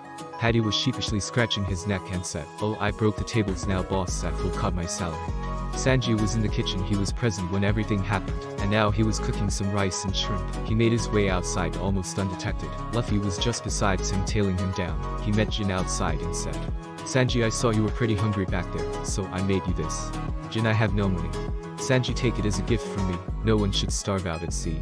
Jin's eyes became cloudy as he started crying. He started shoving the food from Sanji in his mouth and muttering, delicious, so delicious. Sanji, good, isn't it? Jin finished his food and looked at Sanji with gratitude in his eyes. Jin, won't you invite trouble if they learn you feed me? Sanji, it won't be any trouble if they can't find any evidence. Sanji threw off the plate and fork into the ocean. Jin's eyes were cloudy again. Sanji gave Jin a boat and told him to leave. While leaving, Jin thanked Sanji profusely and waved away at him. Luffy, ho ho, aren't you a good guy? Sanji startled looked beside him to see Luffy looking at him with a knowing look on his face. Sanji, what are you gonna do? Are you gonna tell me on Zeph? Luffy, I don't even know who Zeph is, but I like your character. Why don't you join me on my crew? Sanji, I have no intention to leave the restaurant. Sorry, I refuse. Luffy, why don't you give it a thought? Don't you have a dream you need to accomplish which needs you to sail around the world? Sanji looked thoughtful after Luffy's reminder, but he steeled himself and said, no, I don't have a dream, I just want to cook on this restaurant. Luffy, when you make your mind, just come to me, I'll wait for you. Sanji, HMPH, stop dreaming, I won't leave. Zeph, the owner, was up in his quarters looking down from the window. Zeph is an elderly looking man who still retains his blonde colored hair, which he keeps underneath his extra long chef's hat. He has a mistake and a beard. He wore his chef's uniform, with a blue ascot and white apron. He also has a right peg leg. Zeph. Sigh, it seems it's time for the little eggplant to leave, it's fine. Luffy came back into the restaurant and told his crew about his plans. Nami looked a bit conflicted, but she didn't say anything. When Sanji came to take the order from Luffy's table, he immediately started flirting with Nami, hearts in his eyes. He was doing a strange noodle dance with his legs. Zoro, do we really need to recruit this guy, Captain? I don't like him. Luffy, it's okay, Zoro, we don't recruit him for his personality, but for his skills. Zoro, I still don't like it, Captain. After a few days of lazing around the Baratie, Sanji still didn't made up his mind. Nami was on her end's rope. She needed to get the money to Arlong, but she also didn't want to leave the crew. She actually started to care for them. They were already in the restaurant, but today something different happened. A giant man with purplish hair wearing a golden armor was carried by Jin inside. He looked hungry. Jin, could you please lend some food for Don Krieg here? We have money now. Patty came outside the kitchen and looked towards him. Only a fool would feed Don Krieg the fell. We already know of all his exploits. Even if we gave him food, he would later turn on us. Sanji, like always, had a plate of steaming food coming out of kitchen, but now he was turning towards Don Krieg. When the other chefs saw that, they started to attack Sanji, and they were yelling at him, are you crazy? How could you try to feed Don Krieg? But it was all in vain. Sanji still made his way over and feed Don Krieg. After Krieg finished his food, he murmured lowly, thank you for the food, you fool. Krieg tried to attack Sanji, but Luffy heard Krieg muttering and shouted at Sanji to dodge. Thus Krieg could only hit empty air. Krieg glared at Luffy before turning around and saying out loud, Krieg, well, this ship seems pretty good. I'll take it along with enough food for 150 hungry men. Patty, see what you did, Sanji. Patty took a lobster-like cannon from a hidden compartment and said, how about some desert Krieg? And shoot him with the cannonball, pushing him outside the restaurant and destroying the doors. Patty, oh, it seems my salary is going down again. Krieg entered the restaurant unharmed and threw the cannonball at Patty. Krieg, that desert sucked. Now get me the food before I start killing. Jin, but Don, this wasn't in the agreement. Krieg, you shut up, Jin. We need a ship, and this one is good enough in here. Zeph walked down from upstairs. He had a giant bag with him, which he threw towards Krieg. The chefs were almost mad when they saw that. Chef's boss F, not you two. Zeph, shut up you brats. You don't know the feeling of starving at sea. Only me and Sanji knows it, and we both do not want anyone else to feel it, be it enemies or friends. When they come back we will just defend. Krieg, did I hear that correctly? Red leg Zeph. The years weren't kind with you, were they? Anyways, I know you kept a logbook about all of your adventures. I need it, and I will take it. Zeph, I won't give you my logbook. It contains the adventures of all my crewmates and friends back then. Krieg, we will see. I could have conquered the Grand Line if I had the information. I had manpower, but not information. With it, I will become the Pirate King. Luffy suddenly started laughing loud enough for the whole restaurant to hear, or what remained of it. All the other customers ran away after Krieg resuscitated. Krieg, what's so funny, you brat? Luffy, you becoming the Pirate King. You might had a lot of men under you, but you were all cannon fodder. Krieg, how dare you? Luffy, anyways, I will become the Pirate King, not trash like you. Krieg, haha, brat, like you're dreaming of becoming the Pirate King. Now, I heard it all. Just you wait when I come back with my men. Jin and Krieg left, while the chefs were preparing for the fight. Luffy and his crew were also waiting, but something was not right. Nami was missing. Luffy told Usopp to check the ship, but the ship was missing as well. Johnny also said Nami looked pretty aggravated when a bounty dropped from his bounty list stack. He remembered it was Arlong the fisherman with a bounty of 20 million. Luffy kind of understood the situation, so he didn't tell his crew to do anything. Krieg and his men came on a wreck that actually almost didn't resemble a ship at all. It was full of cuts, and it was broken beyond repair. Krieg started laughing and made his now resuscitated men dock the Baratie and start attacking. While the men and chefs were fighting, a hazy mist started to appear around the broken ship. The coffin-like boat appeared, and on it a tall lean man with black hair, a short beard, mustache and sideburns. That point had red eyes which resembled a hook's eyes appeared. Zoro was basically shaking of excitement, but before he could do anything the remnants of the ship were cut again, making it even smaller than before. Krieg, Hawkeye's Mihek, did you really come after my head? Mihek, not really, I was bored and I didn't have anything else to do, plus you wake me up from my nap. Zoro jumped on a remnant of the ship, his sword drawn, his bandana tied around his head, and yelled at Mihek. Zoro, I wish to duel you for the greatest swordsman in the world title, Mihek. Mihek, a big frog in a small well, why do you want to throw your life away so fast? Zoro growled and said, it's a promise I made someone a long time ago. Now while Zoro was talking with Mihek, Jin captured Zeph, gave him up. Sanji has beaten a pearl guy who was wearing shields with pearls embedded in them, and Jin himself, but not without a price. A few of his ribs cracked, maybe broken. Krieg in his anger tried to unleash a poison bomb on the Baratie, but Luffy quickly beat him up with a Gomu Gomu no rifle. He couldn't even take up one attack from a relatively serious Luffy. Luffy didn't have time for Krieg's bullshit, he was wholly concentrating on Zoro and Mihek. Back with Zoro, Mihek unsheathed the pendant from his neck, revealing a small hunting knife. Zoro was red in the face from his anger. Zoro, what kind of insult is this? Mihek, unlike the other Neanderthals, I'm not one who uses a cannon to hunt a rabbit. Zoro in his anger tried to slash left, right, but all his slashes were either blocked or parried. Zoro's anger was cooling down now. He wasn't that far from the world's strongest, was he? Zoro tried to do his trademark technique onigiri, where he crossed both his swords and tried to slash his enemy, but it was fully blocked, and he was stabbed in the chest. He didn't even try to go backwards, a savage smile appearing on his face. Mihek, why aren't you backing up? Zoro, I feel like if I backed up now I would die. Mihek, good words. I can acknowledge you as a swordsman. I will end your life with the greatest blade in the world, Kakitu, Black Blade. Mihek unsheathed the sword from his back while Zoro prepared for his last technique. He started to rotate his swords at a high degree, and rushed at Mihek while yelling. Zoro 3-sword secret technique 3000 worlds. But when he made up his way behind Mihek, both of his swords were broken, only the sword in his mouth didn't take any damage. He sheathed his sword, and put both of his arms upwards facing Mihek. Mihek, what are you doing? Zoro, a wound on swordsman back is his greatest shame. Mihek, well said. He grinned and swung his sword, cutting Zoro across the chest. Zoro was pushed back and fell in the ocean. Both Johnny and Yusaku started swimming towards him, crying big bro all the way. The wind started to pick up, and Luffy appeared immediately in front of Mihek. Mihek's eyes became larger, and he blocked Luffy's punch, which actually made him skirt more than a few steps. He was impressed of the youngster's strength. Mihek, you are his captain, right? Calm down, I didn't kill him. A shout could be heard from another wreckage. Zoro was pointing up his white-handled sword and was saying, from now on I won't lose to anyone else anymore. Is that good enough for you, Pirate King? Mihek looked towards Zoro and yelled as well. Mihek, I acknowledge you, Rano Zoro. Come to challenge me again in the Grand Line. Come to deny me. Come to deny the world. Mihek, I also look forward to see you, boy. Shanks told me a lot about you. Luffy, he did, huh? Mihek left in the mist with his coffin boat. After everything ended, the chefs, Zeph and Sanji, started to clean up the restaurant. Zoro was patched up, but Sanji still didn't want to go with the crew. Don Krieg's crew, himself as well, were gave a boat, and they let them go. In one of the kitchen rooms, Luffy was eating with the other chefs. The chefs were cursing at the soup Sanji made, while Sanji was outside listening. Even Zeph cursed at the soup. Sanji finally broke down and confronted Zeph, saying he made the soup with his recipe. But Zeph told Sanji he never taught him to make hogwash. Sanji made his way angrily outside, and Luffy followed. Sanji, hey, have you ever heard of All Blue? Luffy, not really, what is it? Sanji, it's a special sea where all the fishes from all the blue seas gather here. A shit-eating grin appeared on Sanji's face. Sanji, and my dream is to find it. Luffy, so you decided to join me? Sanji, let me just pack my things up. While Sanji was packing his things, the other chefs were also in tears, but it wasn't showing up on their faces. Sanji was outside while Zeph was up on the balcony. Sanji started crying, and he cat out to Zeph, while saying thanks for all you've done all these years, boss Zeph. All the other chefs started to cry as well, Zeph included. Zoro, Usopp and Johnny left before on the orders of Luffy to scout out the Konomi Islands, where the Arlong pirates had their base. Luffy, Sanji and Yusaku got on the special boat of Sanji's, which was used for getting ingredients. The chefs and Zeph, hearing their plight, gave it to them. While Sanji was cooking and Yusaku was fooling around, a notification appeared in Luffy's face. Congratulations on recruiting Sanji the cook. Sanji. A CR 45. AG 50. Bit 55. In 20. Was 55. He was a pretty balanced stat-wise. Now they were on their way to Konomi Islands, to free them from Arlong, and help Nami. I was on Sanji's supply boat with Isaku and Wolfie. Sanji was inside making food, and it smelled really damn good. Wolfie himself was salivating like no tomorrow. If I didn't order him to salivate into the sea, we would have capsized because of his saliva.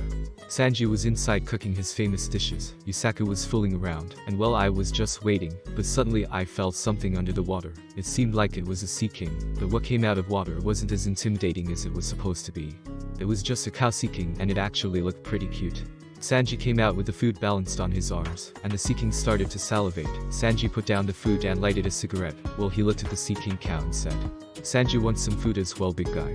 He grabbed a plate of food, and he started to approach it towards his mouth, but before the Sea King could take the bite, he was hit in the head by Sanji's leg, and one big bump appeared on his head. Isaku was actually kind of angry because Sanji attacked the cute Sea King for no reason, but when Sanji told him that he would have taken his arm with the food as well, he shut up.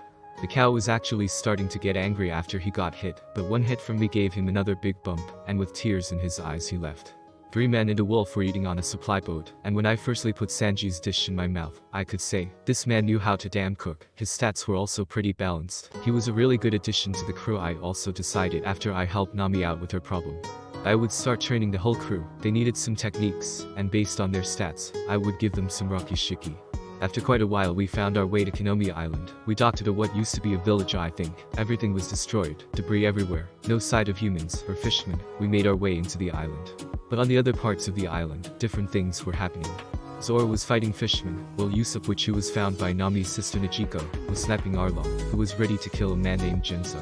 Arlong was actually hit by Usopp's explosive stars, one of his many ammunitions. Even though he was hit, it did 0 damage. Nothing happened to Arlong. It only angered him quite a bit, and he put his cronies to chase Usopp down and kill him. Unfortunately, Usopp was chased into the Arlong Park, the stronghold of the enemy. There he met with Nami. Arlong, after a while of searching, made his way out, and he got back to Arlong Park. There he found Nami, alone. Nami looked at Arlong, and told him with the most poke face on she could get. Arlong, I made the sum of 100 million belly this time around. I will come back with them, so be ready to free Kokoyashi village. There was surprise and hidden anger in Arlong's eyes. It seemed he needed to contact that marine sooner than he thought he would. Nami left, and Arlong did his plan. Zoro, after beating up quite a few fishermen, made his way into a clearing and stood there to rest. Coincidentally, I and the others found our way to him. Even more coincidentally, Usopp came over there too. Najiko, Nami's sister, knew about us from Usopp, and she came over to us as well. Sanji started to swoon almost immediately, but I stopped him from doing it. Najiko wanted to tell us about Nami's past, but I didn't want to hear about it. Unless Nami specifically asked for my help, I wouldn't give out the order. I just decided to take a walk and ignore everyone else. I did meet with 2 fishermen, but after I told them that I was just taking a walk, they didn't really care about me. When I made my way back, the story was finished. Both Johnny and Yusaku were there. It seemed they came over after I left, and they were both bawling their eyes out because of Najiko's story. I decided that we should meet Nami at Najiko's house, so Najiko guided us to her home. Usopp already knew where it was, so it was even easier. When we made our way over, we found a bunch of Marines digging around the orange orchard. Najiko immediately freaked out and tried to stop them. Nami herself came as well. She was equally angry. She just came back from Arlong Park, and she found out these Marines tried to steal her treasure. After that, the man that Arlong almost killed made his way over to pacify things. He was the one who guided the Marines to the house. Unfortunately, the Marines didn't really care and almost shot Nami. Double unfortunately was that Nijiko had to take the shot for her, injuring her arm as a result. After that, Sanji beat the living daylight out of the Marines, especially the captain who had a rat hat on his head. He also had rat whiskers. After the things quieted down, Nami was so angry she didn't give us any other salute or anything. She just left to Arlong Park. There she confronted Arlong about his plan. When Arlong heard that the Marines were beaten, he showed his true colors, grabbing Nami by the neck. He shouted at her with demented eyes. Arlong, no matter what will you do, you will always remain my possession. You will always draw out maps for me, do you understand? After that, he threw her out and told her that if she tried to leave the island, he would massacre the whole Kokoyashi village. Nami was in tears and scared after that whole scenario. She was also very angry. Arlong always said he would never back out of a promise which concerned many, but he was lying all along. She was really angry, her eyes were bloodshot. She took the knife she always carried with her, and started to stab the Arlong Pyre's tattoo she had on her left shoulder, and shouted, "Nami, Arlong, Arlong, Arlong, Arlong." Suddenly my arm stopped hers, and I looked at her with my straw hat shadowing my eyes. Her tears were still freely falling off her cheeks. Her voice trembling, she looked at me and said, "Nami, Luffy, help me kill Arlong." I nodded my head, put my straw hat on her head, throwed both of my arms upwards and yelled, "Luffy, sure as hell I will." The villagers also tried to come and fight the Arlong Pyres, but Johnny and Yusaku stopped them. I called over all our crewmates. It was time to make some fish food. We walked over to the giant gate of Arlong Park. Sanji, Zoro, Wolfie, Usopp and I were there. I cracked my knuckles and punched the metal door, throwing it off the hinges, and making it fly so far it destroyed the other brick wall that was in front of us. I walked slowly towards Arlong while he looked at me with an interested look on his face and asked, "Arlong, who are you, kid? What do you want?"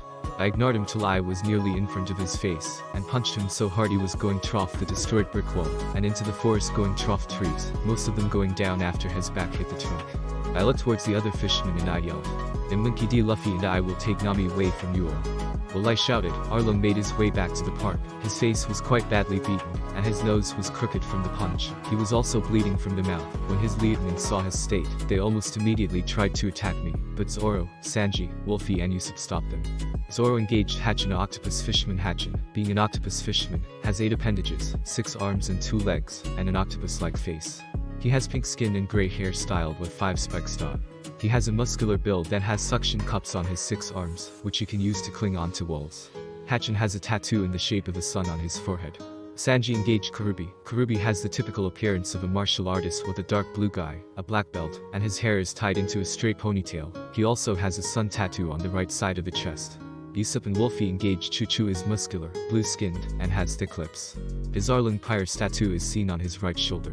He wears a necklace, a striped blue vest, dark brown leather pants, and sandals. Arlong was visibly angry after he took that punch. He tried to punch me, but I just stopped him and twisted his arm away. Well, I looked him straight in the eyes and told him with a cold tone, "Luffy, I'll let you see how my crew will kill yours." But Nami came over exactly at the time that I said that. While she wasn't angry, she wasn't happy either after my statement, but she shouted towards me, "Nami, don't kill the octopus guy Hatchin. He is a pretty decent guy, and he only got influenced wrongly by Arlong. When I was little and sad, he would have always cheered me up." I looked towards Nami and nodded, and I asked Zoro, "Luffy, did you hear that, first mate?" Zoro chuckled while dodging Hatchin punches, but after the chuckle he cringed a bit. His sword/wound from Mihawk didn't even heal 20% yet, but he nodded his head anyways and told me, "Zoro, aye, Captain, I won't kill this little guy here." Hatchin was visibly upset by Zoro's remark, so he made his way upstairs with his suction cups, and came back with 6 swords. Hatchin Nayu. Hirano Zoro, I know you are a master of the 3-sword style, so I will beat you with my 6-sword style. Zoro fed and told Hatchin. Zoro, not the amount of swords make the swordsman, but the weight that they carry them. Hatchin looked confused and said, "Hatchin, but my swords are over 250 kgs each. I doubt yours weigh more than mine." Zoro looked annoyed at the octopus' lack of understanding. "Zoro, I didn't mean it like literal weight, whatever." Zoro started to fight Hatchin, but he was at a disadvantage because of his injury. Most of the fight Zoro could only dodge and not fight back. He was also quite injured by one Hatchin's techniques, which consisted of Hatchin opening his defense up, making Zoro fall in for the bite. After that he locked Zoro's swords with his and headbutted him, making him vomit a mouthful of blood. But Zoro didn't give up, and used a new technique which consisted of him spinning himself and his swords at a high frequency, creating a twister of sword wind. He called it Dragon Twister. After Zoro finished his opponent, I looked towards the Sanji and Karubi fight. It was actually quite intense. Sanji dodged continuously, but Karubi was quite fast himself. After a while, Karubi tricked Sanji and dragged him into the pool, but Sanji made his way back. And he got out almost unshaded, besides the point-blank fist technique he took to the ribs. After that Karubi started to curse Nami. At this Sanji got really angry, and before Karubi knew it, he got hit by a combo of kicks from Sanji. Collar, back, shoulder, heart. Sanji hit all of Karubi's weak points, and when his kick landed on his heart section, it broke his ribs, which the debris from them entered his heart and killed him. He also shoot Trafalgar Park, and got out the other part of the building. Usopp and Wolfie were also kind of finished with their fight, while Usopp was helping Wolfie with cover fire. Wolfie was dishing out nat damage with the use of his high stats, and Sword Chew didn't even last a few rounds. Wolfie was actually pretty hungry, so he kind of ate a bit of Chew when he bitten into him to kill him. Arlong was absolutely mad when he witnessed that, but my grip was like iron and he couldn't do anything. His eyes were like a maddened Sea King, and he shouted hard enough for it to be heard in a few kilometers. Arlong, damn you humans, how could you do this to my brothers? Momo, get your ass out of here and help me. The Sea King rised out of the pool. It was actually the sea cow we encountered our way here. When the sea cow saw me and Sanji, he started sweat dropping, and he wanted to run away, but the next threat from Arlong made it attack. I punched Arlong into the building, and I intercepted the Sea King. I didn't kill it, I just hit it really hard, with my Gum Gum no pistol, to make it unconscious. Arlong made his way out with a fearsome blade. It was simple blade with a dull edge, and a lot of what resembled teeth on the sharp part. Nami shouted towards me. Nami, be careful, that's the Kiribachi. Arlong uses it only when he is really angry. The warning was not necessary, sword or no sword, he would die today. He was still a weakling in my eyes. There is still a long way to lie, we'll find someone as strong as me in the East Blue. I uppercutted him so hard and I used sword to appear near him in the air, sending him straight in the upper levels of the building. He was no match for me, he couldn't even resist. I entered the building after him. It was time to end it all, but what I saw in that room made me freeze. It was a room full of maps. There was a bloody pen on the table. I picked it up and looked at it. Arlong made his way behind me limping. He put his sword towards my neck, but he couldn't see the veins on my forehead twisting like angry snakes. I was really damn angry at this moment. Imagine how Doflamingo veins on his head look when he is really angry. He had a shitty grin on his face, like he won or something. He also looked at me and said with a maniacal laugh, Arlong boy, even if you took Nami away from me, it's impossible you would use her as well as me. Her life was given so she can make maps for me. I grabbed the sword and broke it. Arlong looked visibly shocked at my performance, but I didn't give a damn about his shock. When he saw my expression, there was finally some fear on his face, but when he heard me, his fear increased by 100% more. Luffy, use her, damn user her, she is a person, she can be used, she is not an object. Now I am really damn mad. This is the end for you, Arlong. I stretched my leg up off the ceiling and in the sky, and brought it down so fast, Arlong couldn't do anything about it. When my foot struck Arlong, I could feel his internal organs bursting, and the whole building shaking. It was going down.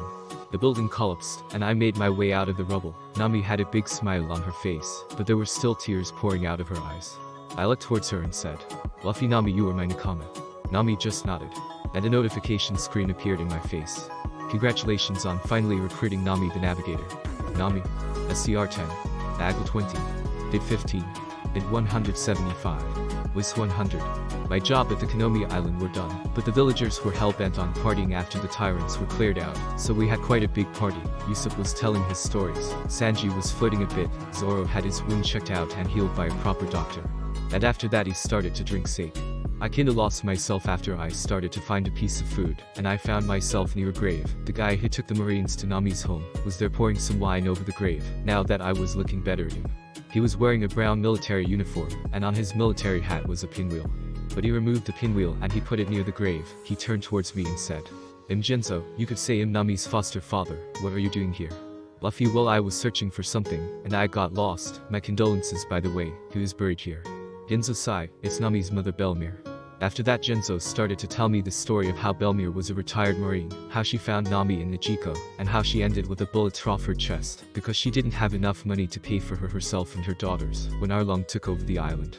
After he finished his story, he looked at me with solemn eyes and said, Genzo, I know Nami wants to join you guys, so I want you to promise me one thing, just don't make her lose her smile, because if you do, I will hunt you down and kill you. I just laughed at him and said, Luffy, even if you wanted to kill me you couldn't, but be sure it'll keep Nami happy. Genzo, that's all I want to hear. I made my way down to the cliff that the grave was positioned on. It seemed I couldn't find that piece of food. The next day, the whole crew besides Nami was already on the going merry. We were ready to sail, but Nami wasn't there. We were still waiting, but when we caught Nami running towards us and shouting to set sail, we just did that. The villagers were pretty angry because they wanted to get a tearful goodbye, but Nami rushed out of them and jumped on the ship's deck. Nami pulled her white shirt up, and a lot of wallets, full of belly, falled out. At this sight the villagers got angry, but they immediately mellowed down when they heard that Nami left 80 million of her berries back. She didn't leave the fully 100 million, because their pirate group still needed some funds to buy supplies. Nami also decided to plant some orange trees on the ship before she left. I looked towards Nami's left shoulder instead of the Arlong tattoo. Now there was a pinwheel and an orange tattoo. It was light blue. I made my way towards her and looked in her eyes. She blushed at me, and I just laughed. I looked towards my crewmates and shouted, "Luffy, next destination, the town of the beginning in the end, the town where Gol Roger was executed, Lode Town." The whole crew shouted in chorus, "Aye, aye, Captain." While Nami started to dish out instructions, the crew took action, and we were on our way to the next island. I was standing on the sheep figurehead on the ship. Wolfie was on my lap. Well, he was actually staying with only his head in my lap. I was stroking his fur and thinking, why did I have this system thing? As I grown up, I started to realize that other people do not see what I can see. Now that I had crewmates that I could interact with daily, I understood even more how special I was. It has been quite a long while since I last talked with the system, but now I had some serious questions. So I said in my mind, "Luffy system, why do you even exist, and why me?" Thing. Host cannot access this information. To access this information you need to complete the following requirements. All stats Atlas reach 500 without boosts. Learn certain techniques that will not be disclosed unless host witnesses them. Need a second devil fruit, which would complement your first one, or not up to host. You still need to eat a second one. Master Atlas 3 fighting styles. Current mastered fighting styles martial arts. Host also needs to either become the Pirate King or acquire a skip button. Skip buttons can be acquired by beating an opponent that either has a 400 plus stat, or is an old legend, X Whitebeard, Shiki. I looked at the windows and my mood soured. It seemed I need to do a lot of things before I knew why I was chosen for this thing. Speaking about stats, now that I had more people in my crew, I should be able to increase my stats again due to the crew boost. I should also train Sanji, Usopp and Zoro. Well, I should teach them some Rocky Shiki and improve on Nami's lacking stats. I nodded my head at the plan that I currently making in my mind. They could grow stronger with fights, but some official training routine was needed, so they would be prepared even better in the future. I got up and motioned for Wolfie to follow me. I walked on the deck and shouted, "Luffy, all of you, get out right now. It's time for an announcement." Zoro, Usopp, Sanji and Nami immediately got out. Zoro and Usopp from the men living's quarter, Nami from the women's, and Sanji from the kitchen. It seemed he already finished food for the noon snack.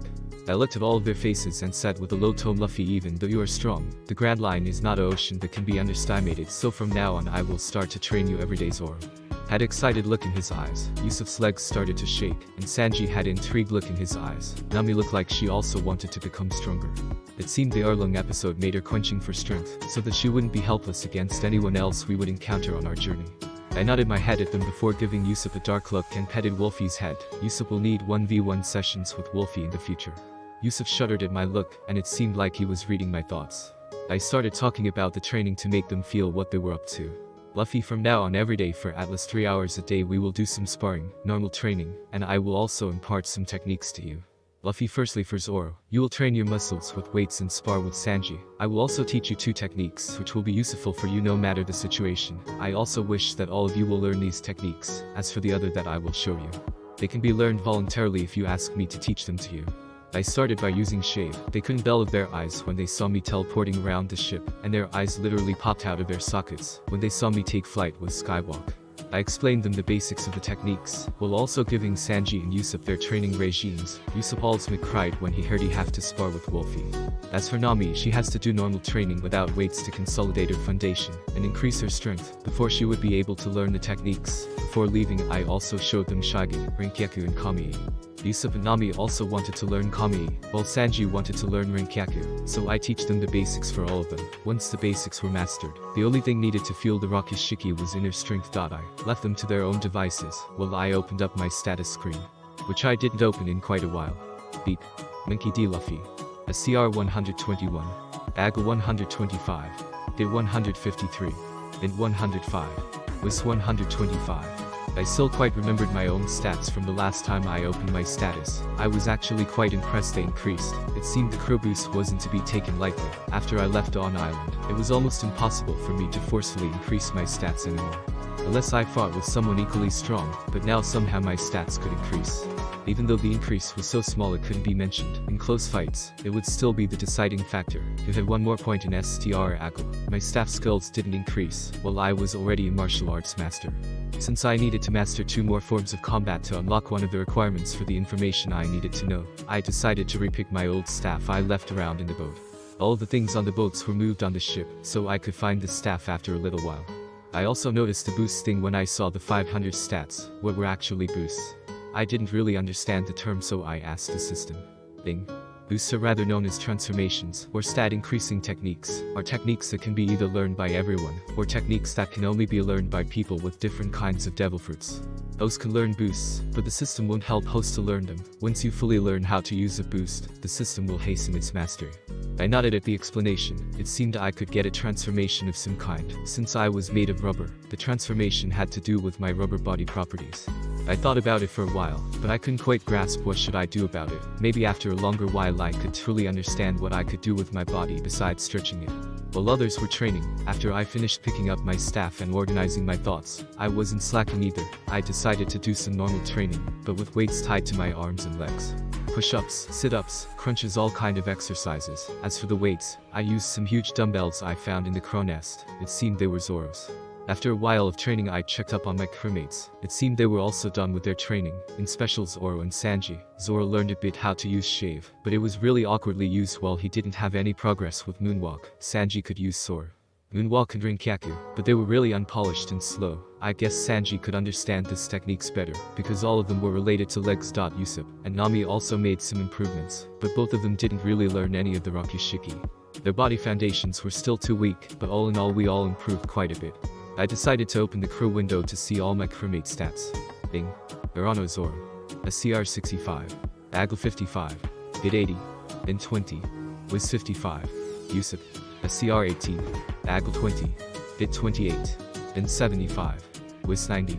Nami. A CR 15. AGL 25. Bit 20. In 180. Wiz 110. Sanji. A CR 60. AGL 60. Bit 62. In 30. Wiz 70. Monkey D. Luffy. A CR 122. AGL 125. Bit 154. In 105. Wiz 125. All of their stats increased by quite a lot, even mine increased in STR and AGL, and I didn't even train that much. The crew boost system was quite overpowered. If we trained like this for a few months I guess I would even reach almost 199 in STR AGL bit. To increase Wiz I would need to fight quite a strong opponent though. All in all this was a really productive day, maybe not tomorrow, but in a few days I would reach the island where I could see where the greatest pirate in the world was born, lived, and died. The town of Beginning and the Endload town. Well guys, that is it for this redo. I am doing a redo cause part of it cut out, so rip anyway. Make sure to like and subscribe away later.